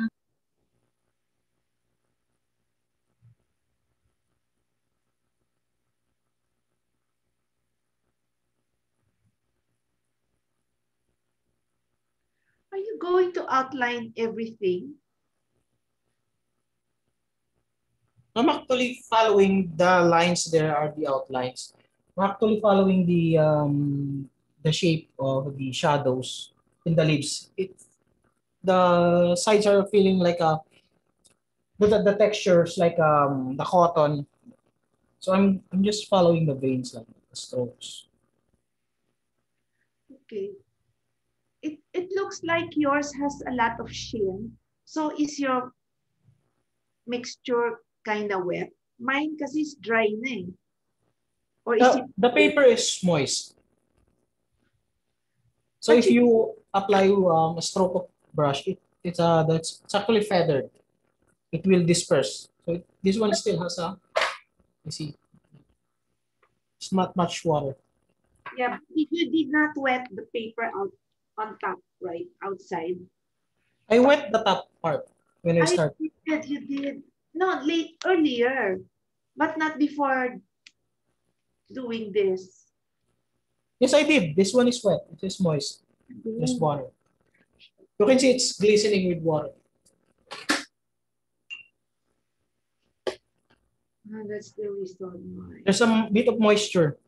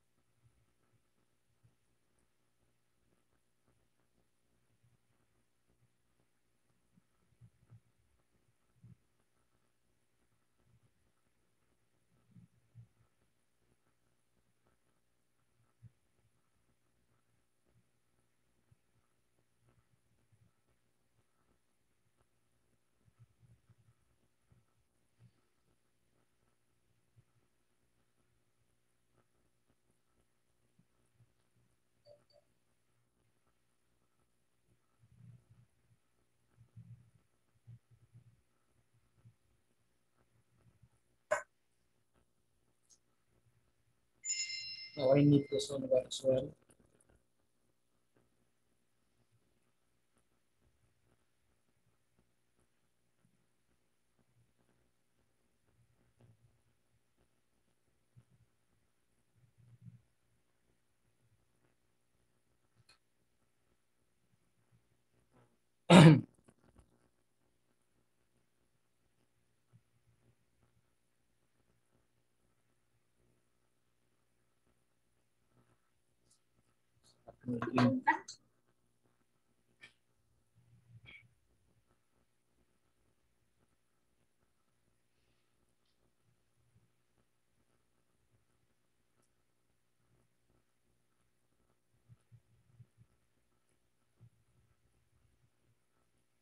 Mhm.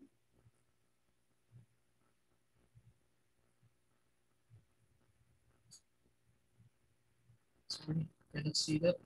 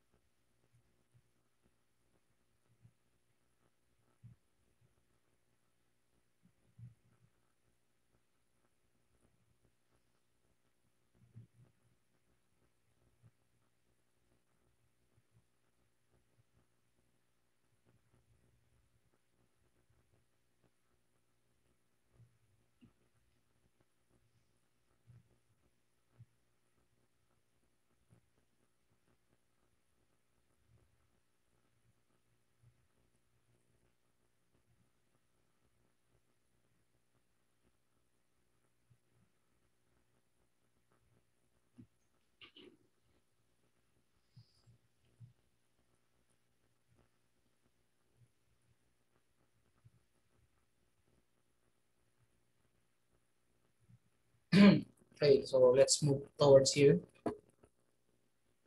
the side.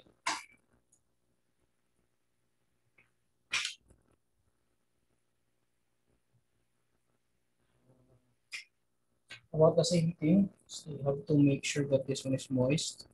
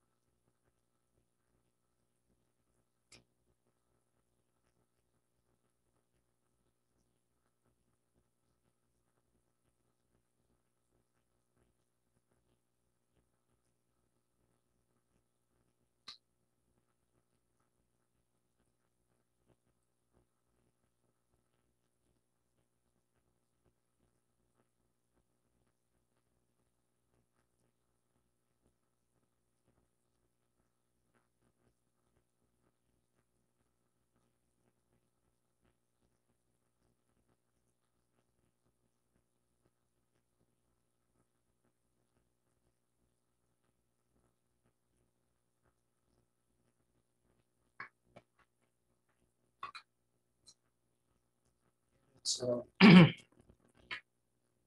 towards the bottom.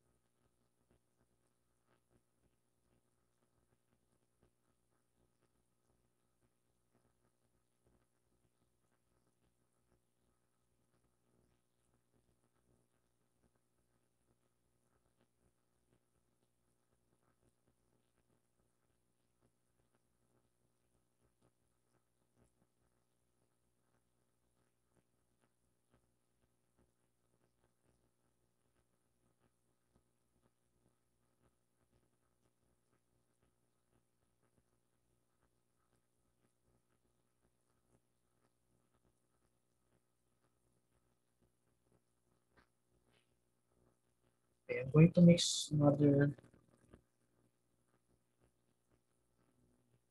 round of the beans.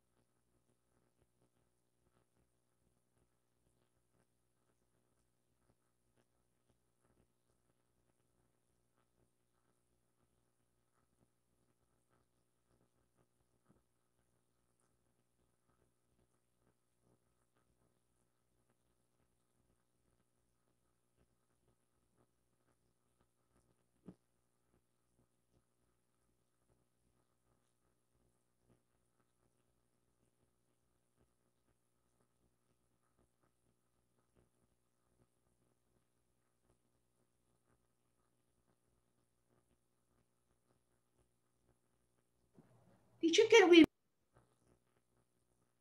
Yes. can we move that farther so we can see the whole, a lot, much part of what you're doing?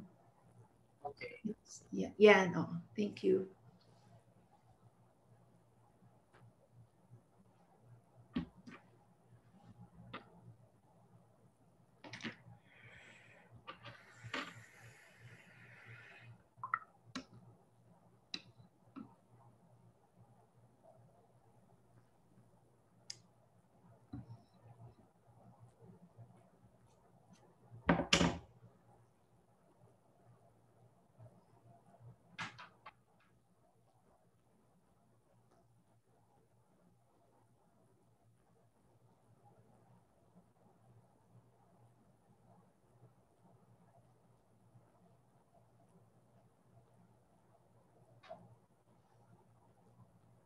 So it's a very strong mixture. So it's almost dark.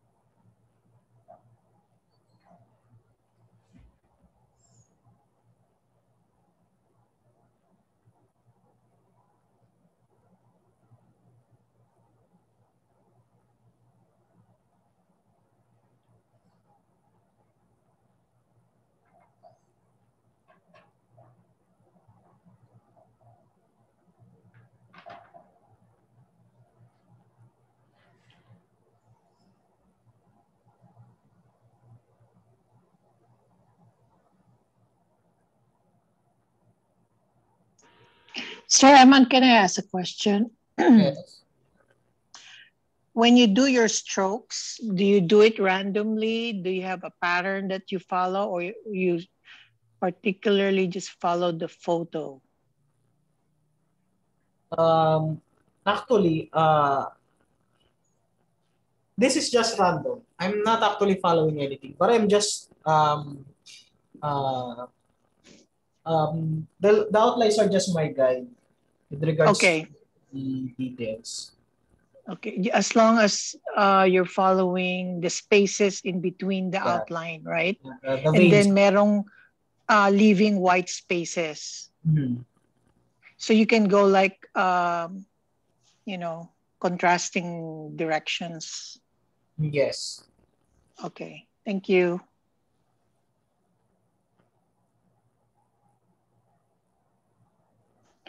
What is the size of your angle brush? This one is 3/8. Okay.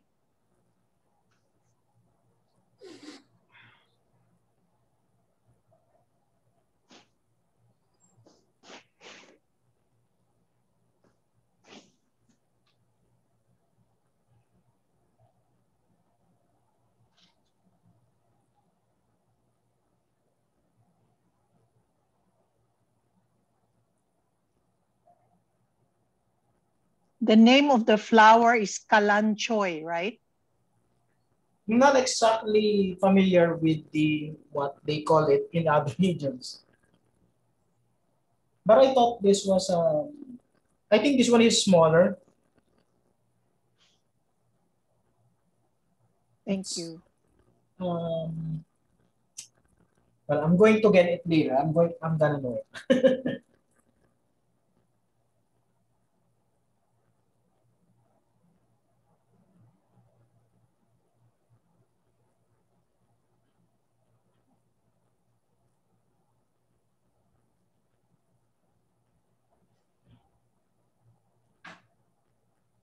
Sorry, I'm not able to see that.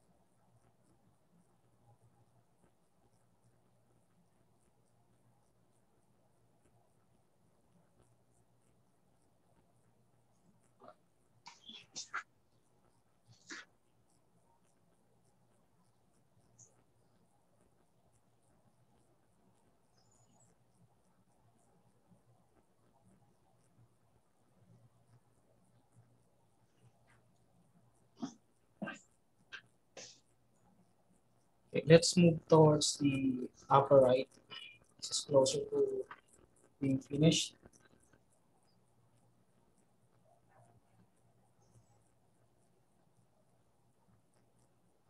Again, we need a bit of moisture.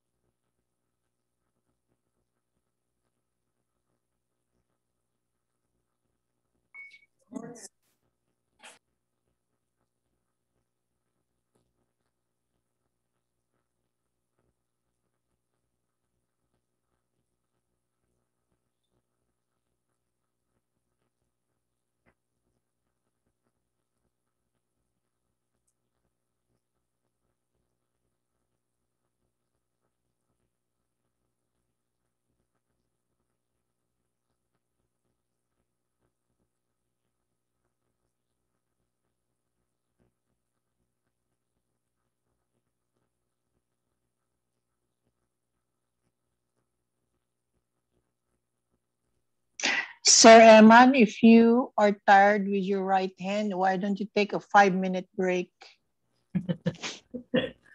That's okay yun. Kasi yung stroke na yan, paulit-ulit eh.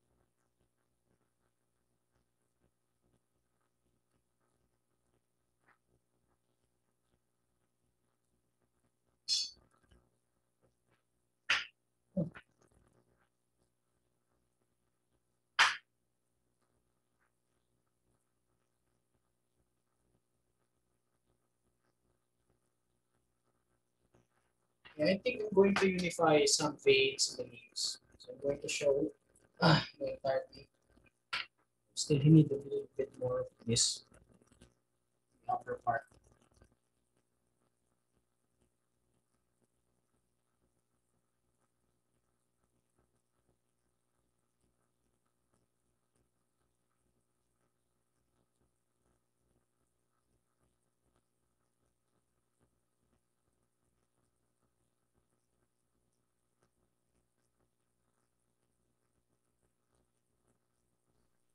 Your strokes are almost like a dry brush. Yes, ma'am. This one is a bit more of a dry brush because this one is um you need to make some broken lines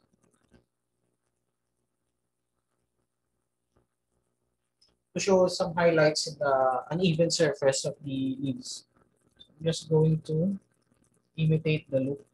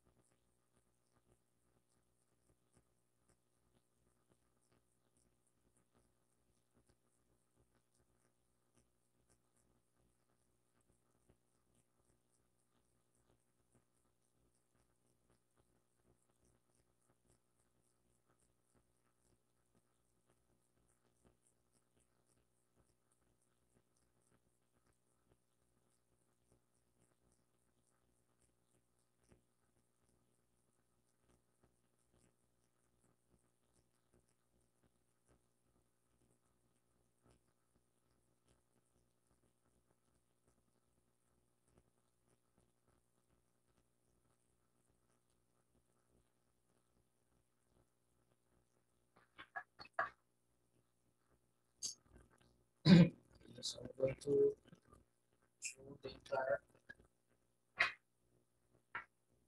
like this. There's some brown spots there. So I'm going to add a bit of brown or umber. Ah.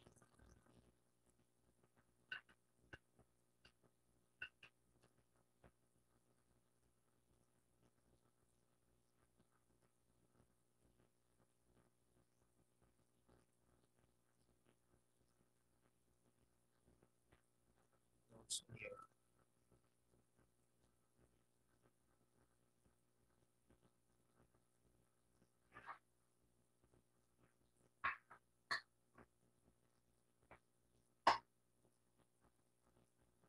So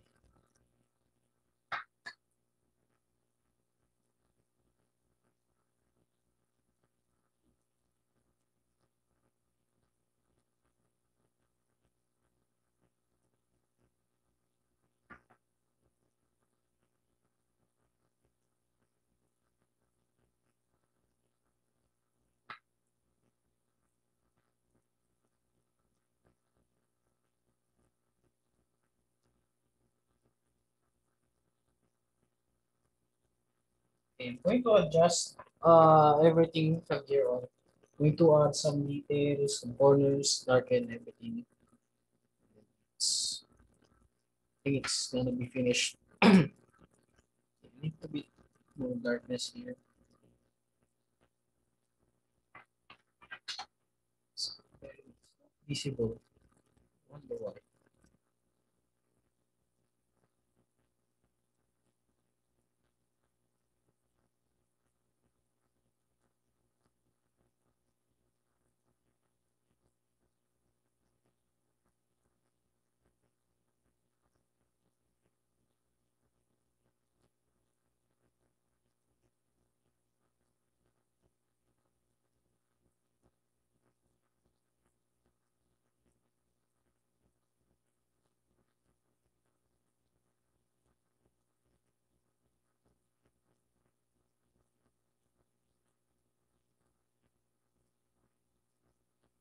It's a wet brush.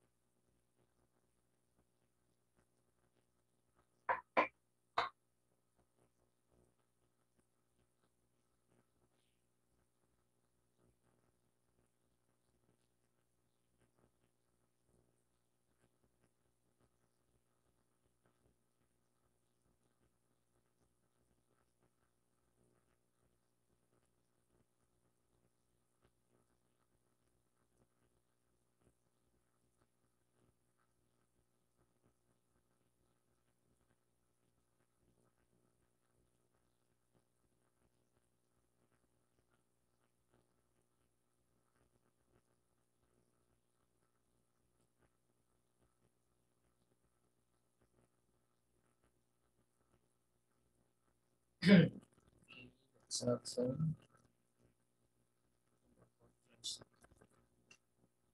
this side.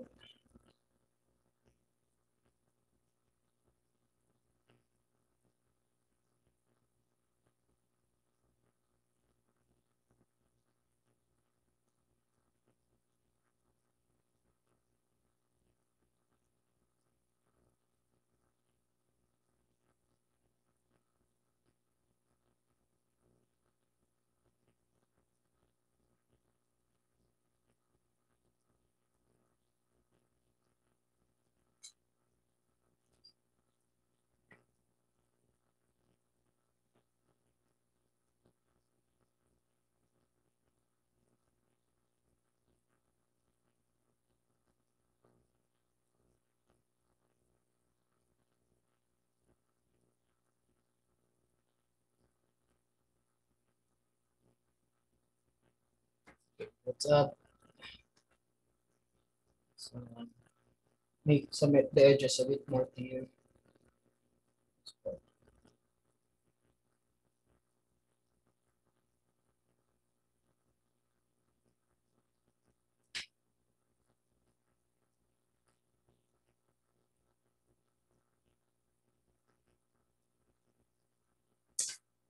Now, the last part or the final part for this one is the center. So we have to put some a bit more dark, make it a bit more darker.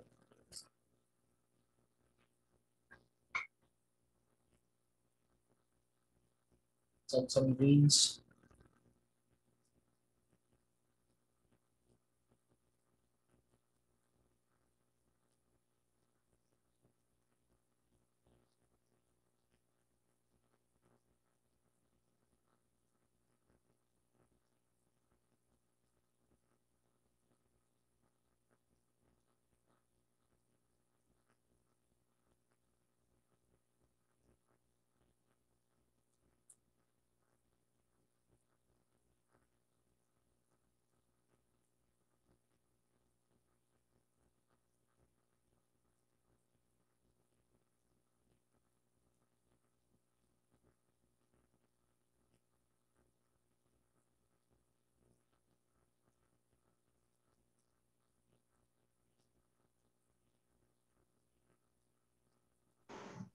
Sir Eman, are you using sap green?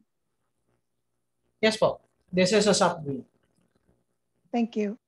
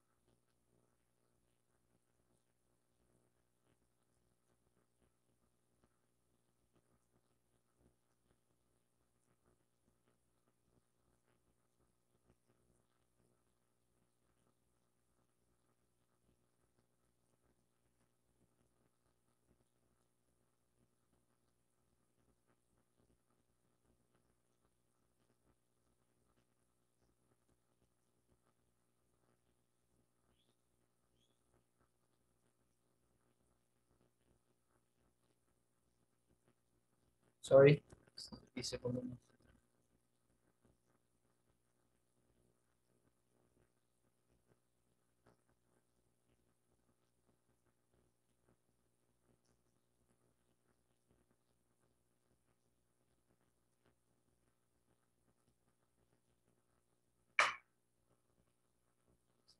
Contrast.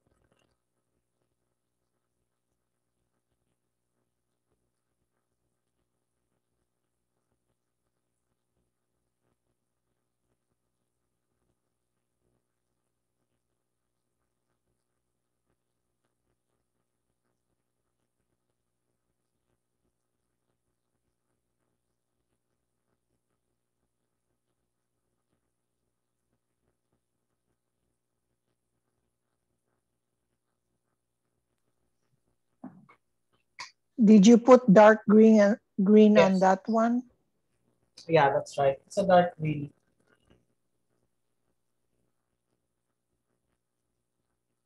I'm going to add a burnt umber or burnt orange here. So give this a bit more contrast.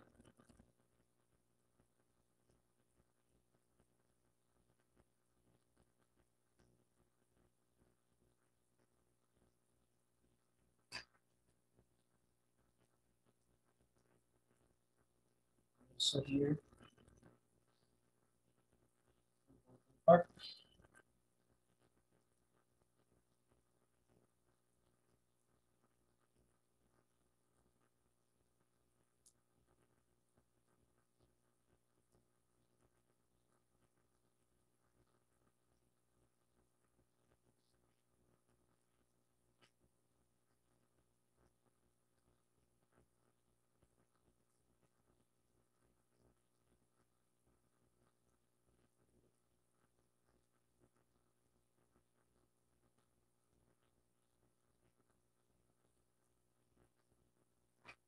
Bit more adjustment.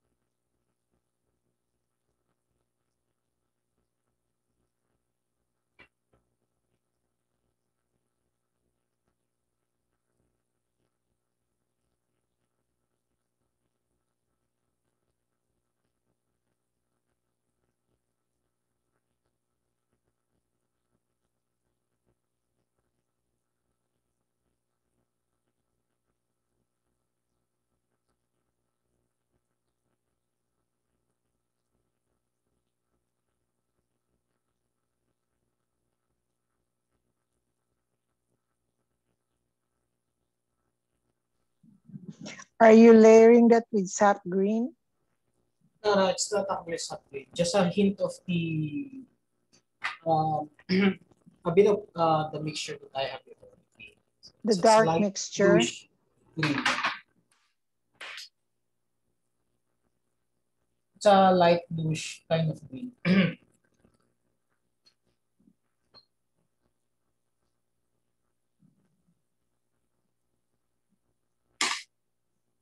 So the bluish green would be based from the leaves? Yeah.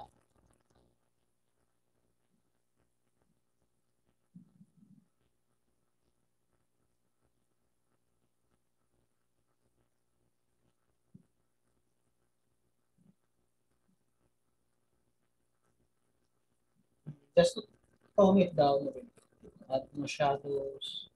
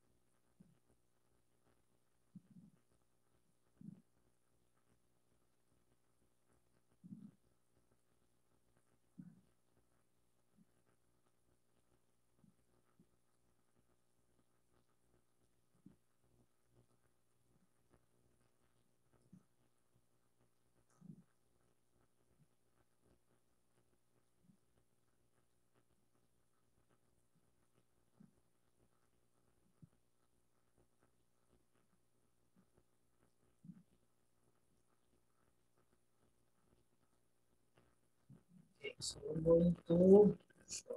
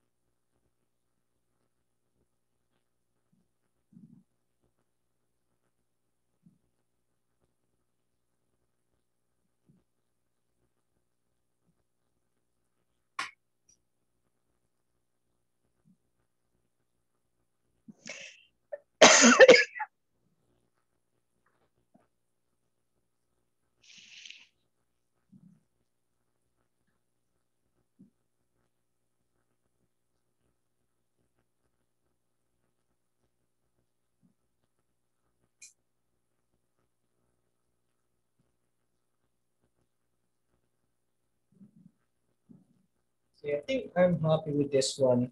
I don't know if you are able to see the hints of green and looks different in the monitor than in the actual. We add some more. Let's finish.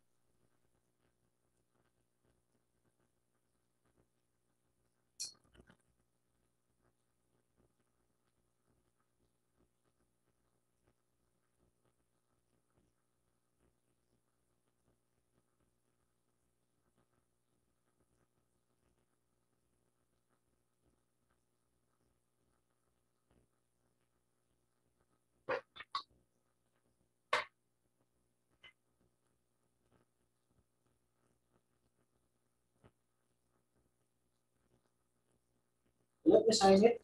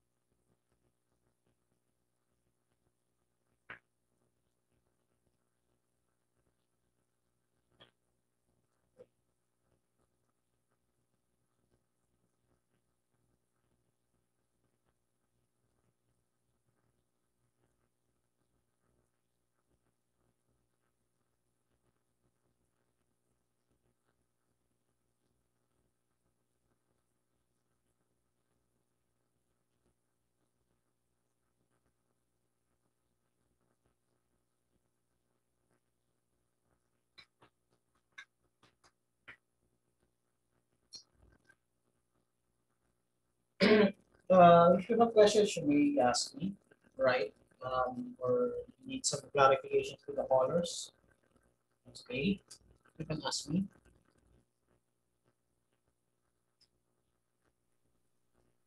Hello. Sorry. Yes. Yeah, what color? I missed that part where you mix the color of the leaves. What colors did you use? I actually used the some colors that I mix with this one. Just a bit of the green, iridian, and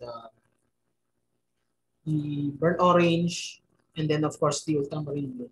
Just a small amount of it, not too much. Mm, okay. Thank you. Actually, I think I might need to add a bit more. It's not too defined here in the corner. You have some.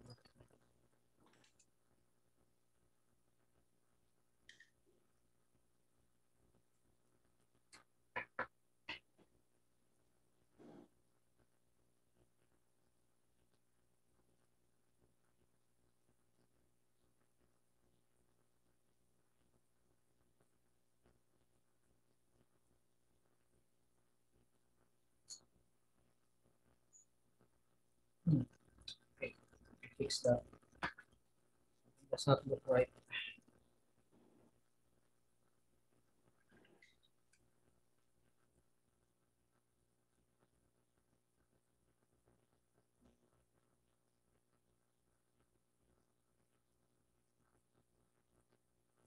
There.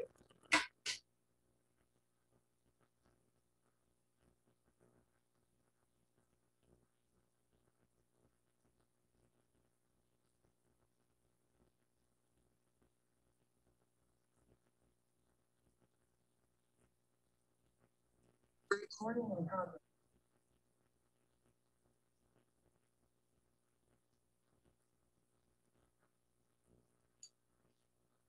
So if you have questions or clarifications, you can ask me. Sorry, I wasn't able to read the chats.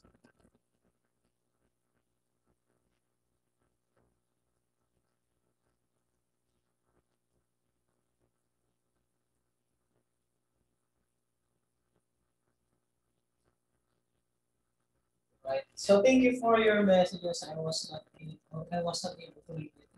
But just now. Was a while ago. Thank you, Emma. I'll Right. see So if you you next want, if you lesson. feel along, it's okay. You may want to ask for advice.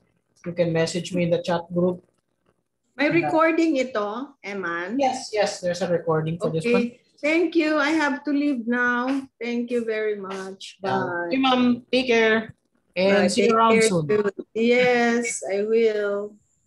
I'm just going to edit some parts here. Just doing some corrections.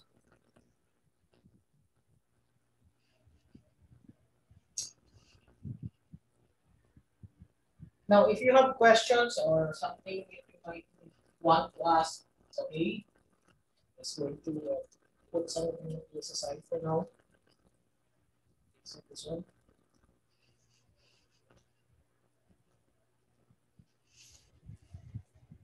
Now, when this paper is dry, everything will be out flat. You can see that it's beginning to pull on all corners. Let me add some more detail. I have some smaller ones.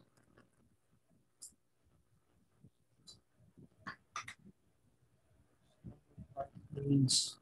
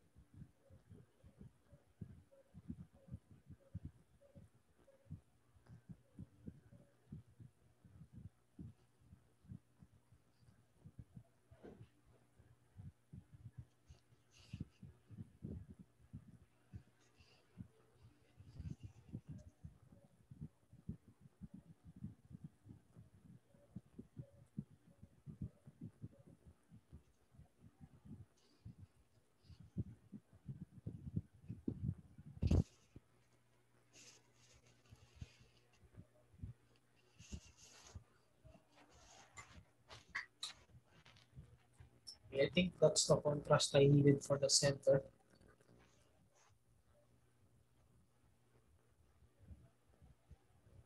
What did you put there? Green also. Yeah, green. So just a bit more dark. More concentrated to create contrast.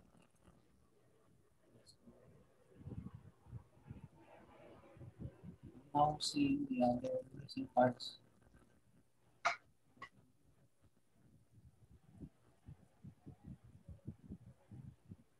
Okay, so this one.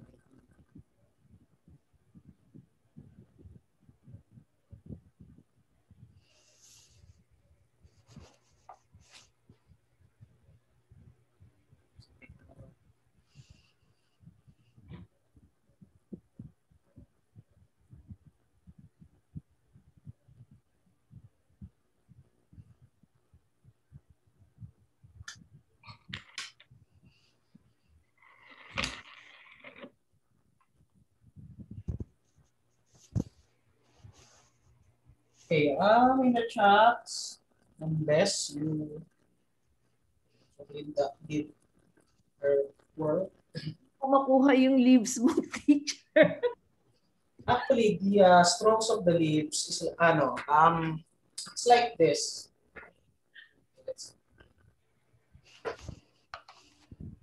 Going to get scratch paper to show.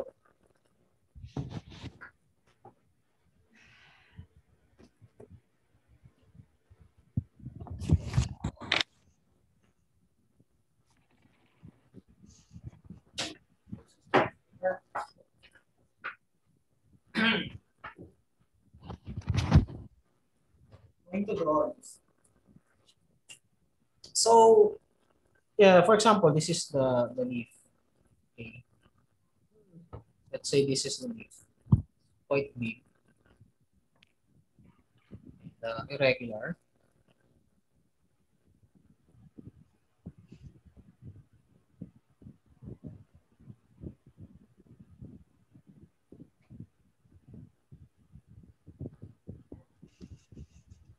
To get the textured effect, sorry, can you see it?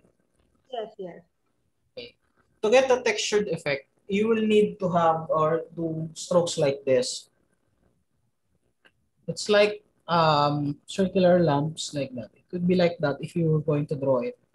But to get that effect using a brush, I'm going to give it a little bit more focus. So for example, this is the brush.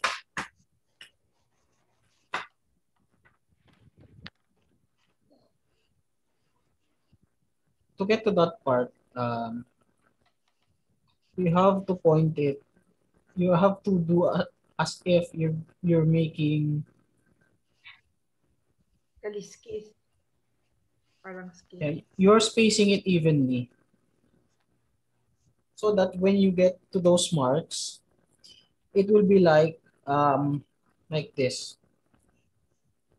It's like a small grids. You only tackle some corners there. You make it random.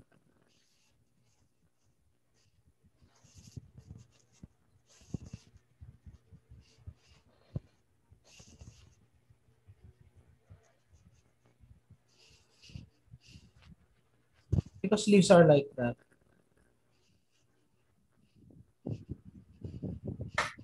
Per segment yung ginagawa. Per segment. You do it per segment of the leaf.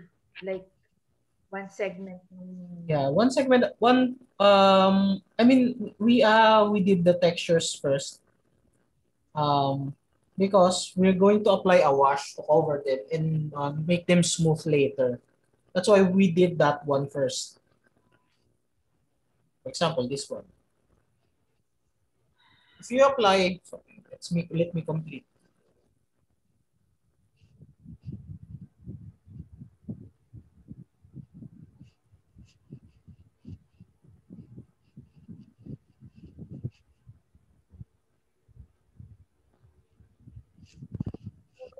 Wala rin hirap din gumawa pag if you don't have the right brush.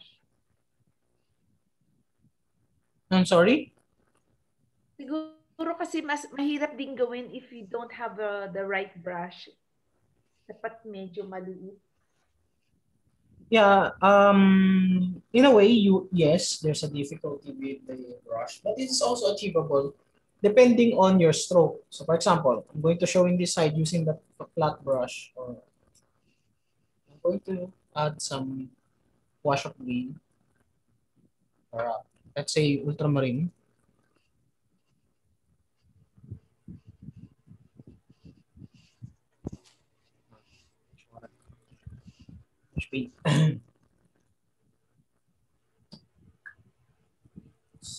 Too much green.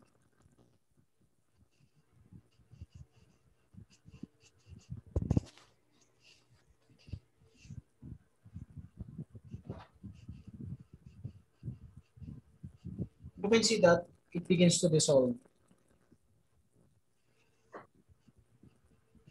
And then later on, you can add more contrast to the parts of the veins of the leaf.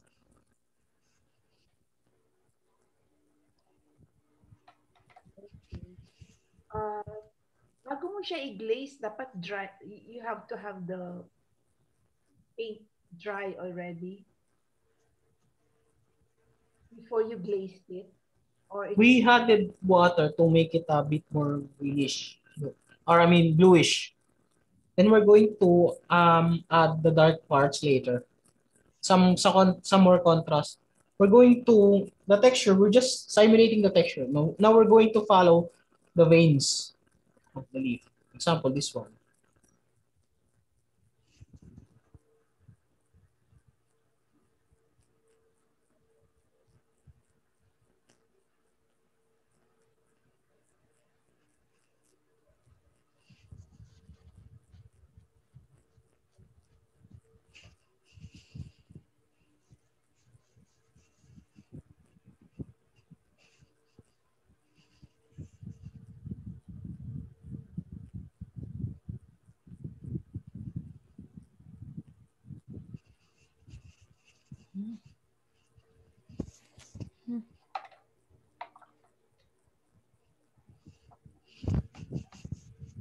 You will be getting some textures like that. It's like it's crumpled.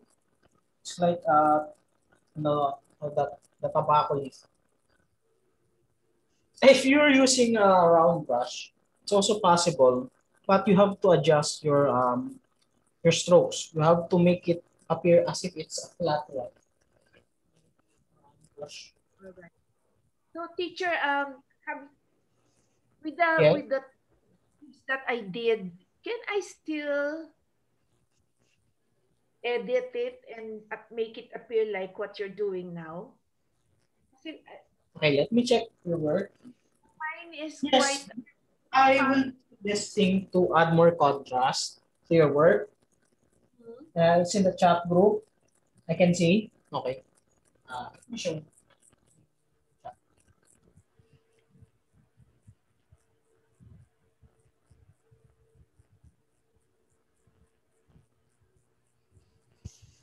Okay, let me share.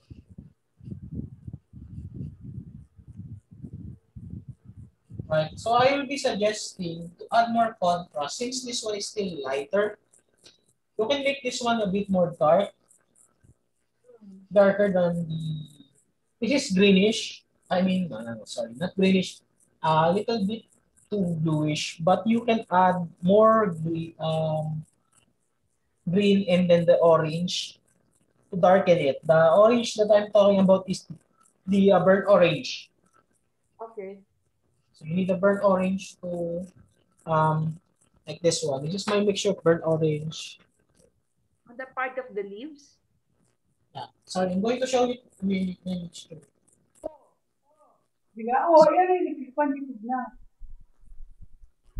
So this is a burnt orange. Then if you mix this one with the viridian, the color will be like viridian or the psilocybin green.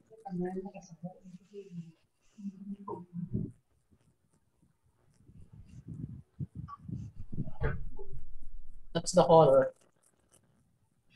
When you add water, you will see that it's a bit, it's like an oak. Hello, teacher Eman. Yes. Here. Good evening. Yes, good evening.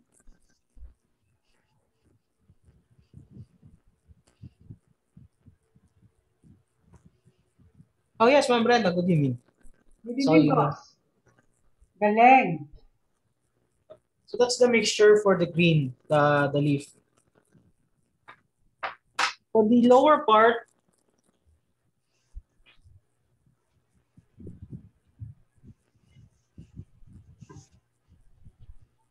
when it's moist, it's actually more effective. So let's follow that. Wet again the back to have a smoother effect. Oh.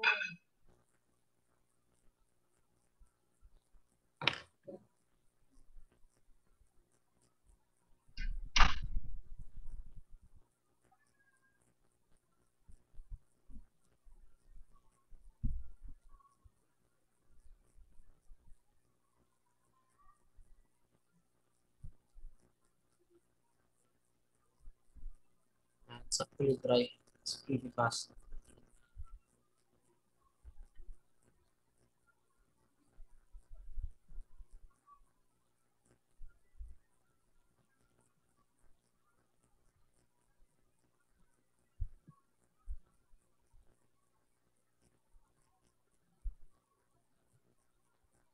Do you have to use a special brush to have that effect, or any brush will do? Yeah, like this one. This one is a round brush. You can use an angular brush. It You does not can. matter. You just have to have the idea on how to make this one. Like what I said, this is just like skipping lines and then arranging it in such a way that when you put the paint, you do it like that. Okay. Thank you.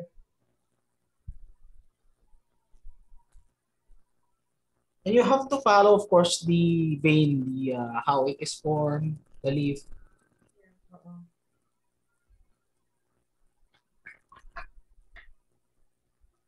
It's still possible even though if you're using a different shape of brush. But angular brush will really help you. Why? Angular brush, the one that I'm using is shorter. So it's a bit more firm when you're using paint that is creamy or stiff or slight, there's not much water.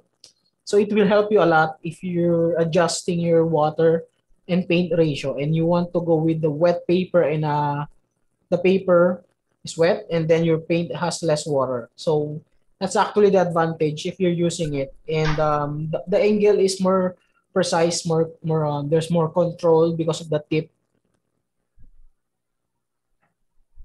But you will be able to do that with the other brushes. Okay. So I can still edit what I did. Yes, you can still edit the brush. I mean the painting with that brush. It will still work. Thank you. If you still have questions, yes, you can ask me. Just look in the chat.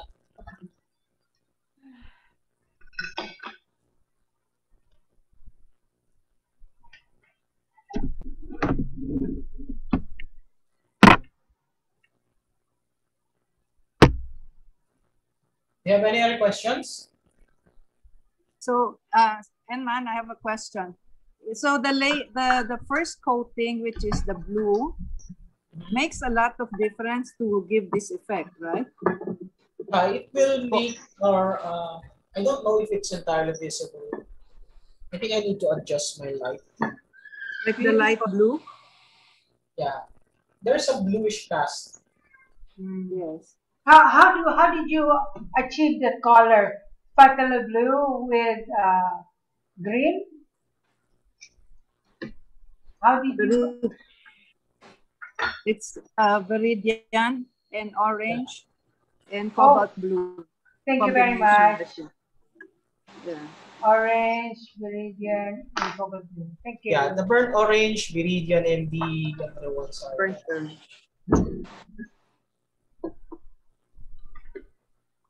Burnt orange, viridian, blue, viridian green, blue, and cobalt blue. Thank you.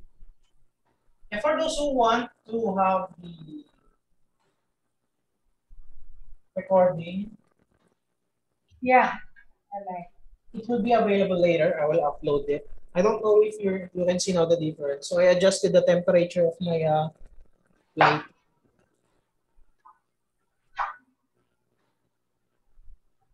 It's a bit warm. Okay, let me adjust that. Sir Eman, are we going to discuss the schedule? Yes, we're going to discuss the schedule. So for those who want to have the weekly work class, my suggestion was first, of course, was Saturday, but the majority of the ones who voted turned out to be that they want it Thursday and Saturday. So there was like 40% voted for, um, I say, Saturday, and the other ones were about 50% for Thursday. And I don't know, it will still have to depend on what we can agree upon. But I do suggest we have it once a week so that you will not be rushed. You will be able to practice for the painting, and of course, also be prepared for the lesson. And I know you also have a lot of other things to do.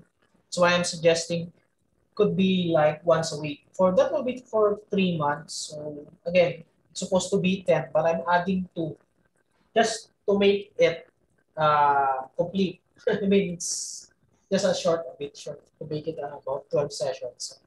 So I'll be making it the same as last time. And I know, wait, in the chats, check the chat. The others are suggesting Saturday and or Thursday. What else? What else? Do you want it something like Tuesday? Yes, teacher, if possible. Sir Majority Eman, the can. latest count, I think there are more people looking into Tuesday because I see 11 out of 15 wanting the Tuesday. Okay, that's okay. That's then the next most days would be Thursday. all right. So if that's the case, we can have it on Tuesday. Again, I'm going to compile that with the form. Going to make a survey, and then I will be adding other suggestions that you gave for this one, also from my searches to complete the 12 lessons. But I'll be picking out those pictures which are clear again, and then have it's there's some problem with copyrights, so we need to avoid that. We have to look for those that are free to use for lessons. So that's why I'm suggesting that we look for other ones that are clear and of course have no copyright.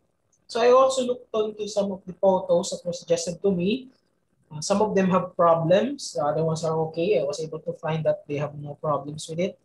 Some of the photos there were from my photographs. And then I'll be adding some of your suggestions in the list. Are we still able to submit other photos? Yes, yes. We still have a lot of time until the 3rd of this month. So I'm just giving out this class so that we have something to do. Because this one is, I really like this piece, the photograph to paint this one. And I have an idea on how to do this. That's why I suggested that we have this one. This one was, as you know, from the survey, this one turned out to be the 9th. I think this is the 10th place out of the, I think I submitted 24. And 10 people voted for this one. So that's why I'm doing this one as a demonstration. Teacher, yes. Yes. Regarding the subjects that we will use for the coming classes, I think I think we just posted some of the ideas that we were wanting to tackle. It's not exactly those pictures that we wanted. Kahit na, well, as you said, no, we have copyright issues and issues on resolution. So maybe if you can help, look for similar looking subjects lang. Then we also wanted to ask about will florals cover something like a landscape filled with flowers, ganun, a field of flowers. Is that part of florals, or we are really limited to like these, no? Groups, no? We are actually limited to this one. Because when you talk about landscape with say the florals, the things that we wanted. That would be part of landscape. But if you want something like that, I can add about two classes that is in nature. That would fall under the category of naturescapes. Maybe we can add something like the lilies in the pond, and of course the what else? Something in the fields, of course. The irises. The iris, yeah. If you can just give me a picture, and I can also look for other similar things which I can add to the list. Again, we already have like 6 or 9, or I think I was just keeping 6 of the top voted subjects, and then the rest will be. Don't worry, we will have to vote on it again. Which one will be included? Yes, teacher. So, a still life of flower arrangement on a vase, that is not part of florals. Hindi yun, ano, that's not It can be. I already have searched for images which were included in the last suggestion. So I will be giving out again a list of suggestions. But I'll be including the 6 again for the voting. The one that's made in the top, I think the top 6. Okay. The last survey. Yes. Thank you, teacher. Thank you. The still life, the florals with the still life, the baskets, the draperies, that one will be really difficult. I'm already telling everyone that will be one different category of difficulty. I mean, it will be taking a lot of patience and time. So we might like have not just 4 hours, something like 5 to finish overnight. I have to dedicate the whole day for a lesson. Wow. It will only just depend on your schedule if you're able to do that, or if you can keep up with the time frame. Like you have to be watching for the next 5 or 6 hours. It's fine with me. There's no problem with that. The problem is maybe most of you will have other things to do on that day. Yes, that's true. So I was thinking about the still life. It could be something like the one we had done earlier with one rose and the wine glass, no? That kind of a composition, but instead of just one rose and several objects, it could be just one flower vase with several flowers. Yeah. So maybe it might not be that the time consuming if it's yeah. If we will But I'll limit be the looking subject. for others. I'm actually looking into that and considering that, because if we have too many elements in a painting, and we have to do that detail by detail, it will take a lot of time. So I like what you suggested. I am also looking for those elements that we can finish something new, something different. Don't worry, I'll be adding more. This is just the 3rd of this month, so that'll be the 3rd week. We still have about more than 1 week to prepare for that one. Okay. I'll be giving out the list, I think, maybe Friday, and then we can vote for it. For those who want to join, the new ones here, the class, so you can contact me directly, or if you were invited and you're still watching, you can contact me directly. So, sir, question. There's a question. Our projection will be, we start our classes on the 3rd week of June? Yes, I think that the majority voted for that one, so I'll be going with that. Okay. I think others have something else to do. They want to do it in the 3rd week. So the question here in the chat is from Ms. Maria. Is this course okay for beginners? Yes, I think you will still learn a lot for a beginner with this course, because I'm going to teach other teams. You'll be able to watch this one again, review, pre-recorded. It's actually everything from those who already enrolled with me from the previous class. We have an access to a Google Classroom, so it's recorded there. We have a list of materials, the reference. Okay, I forgot to add the drawings, take a picture of the drawing here. But everything there is pretty much for you to review and practice at your own pace and time. So you will not be pressured to paint along if you can't keep up. So you will be able to watch and observe properly and ask. So that's the most important part, because when you're reviewing the lesson or the recording, you will be able to ask me. So it's better to watch. Sometimes if you can't keep up, it's okay to watch, to ask questions, and that will be included in the recording. You'll be able to review that. You'll be able to paint at your own pace and comfort. And of course, you may do it in breakout sessions. That's why I'm making this only once a week.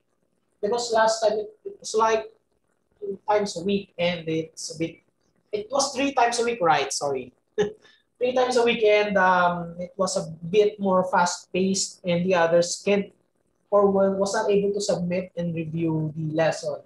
So I'm making this one just once a week, so you can practice ahead, think ahead of the for the painting.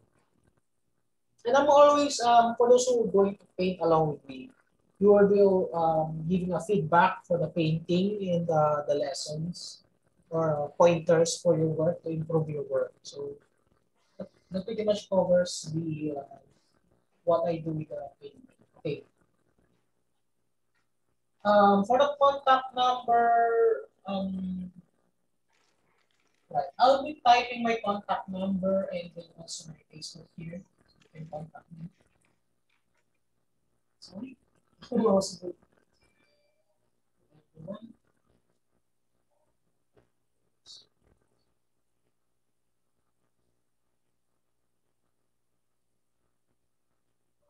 And also, the first one number is smart, and I have a,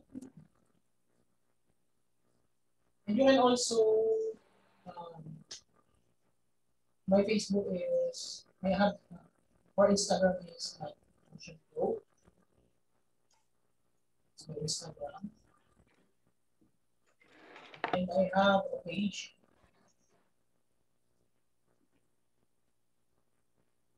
You can answer your questions here. And man, is it okay if you post again in our Vibert account, the bank account, so we can deposit already? In the chat Thank group? you. In the chat group, yes. Yeah. In the, For the one who asked me, man, I think that was not my yes. I think she's not included in the chat group. That's why I have to, yeah. Who invited you, ma'am? I'm Dulce. I was invited by Edith Tuason. Okay.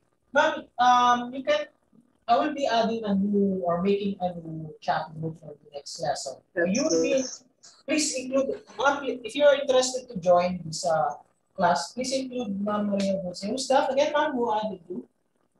Edith Tuason. Okay. Please, Dr. Edith. Please add her as well, okay? I'm going to make a new one. So I'm going to make, after this, I'm going to make a new chat group. And okay. All right. Thank you, Anman. All right. For those who are here in this class, you will be able to get this recording, the link for this one, to watch this one again. Okay. So this one is free. I'm going to post this one in the Google Classroom, and you will also be able to download the recording there. I think I will also upload this one to YouTube to make things far simpler if you can access Google Classroom. And I'll just be handing out the links later. All right. Okay, ma'am. All right. I'm just going to say. Thank you. Thank you very much.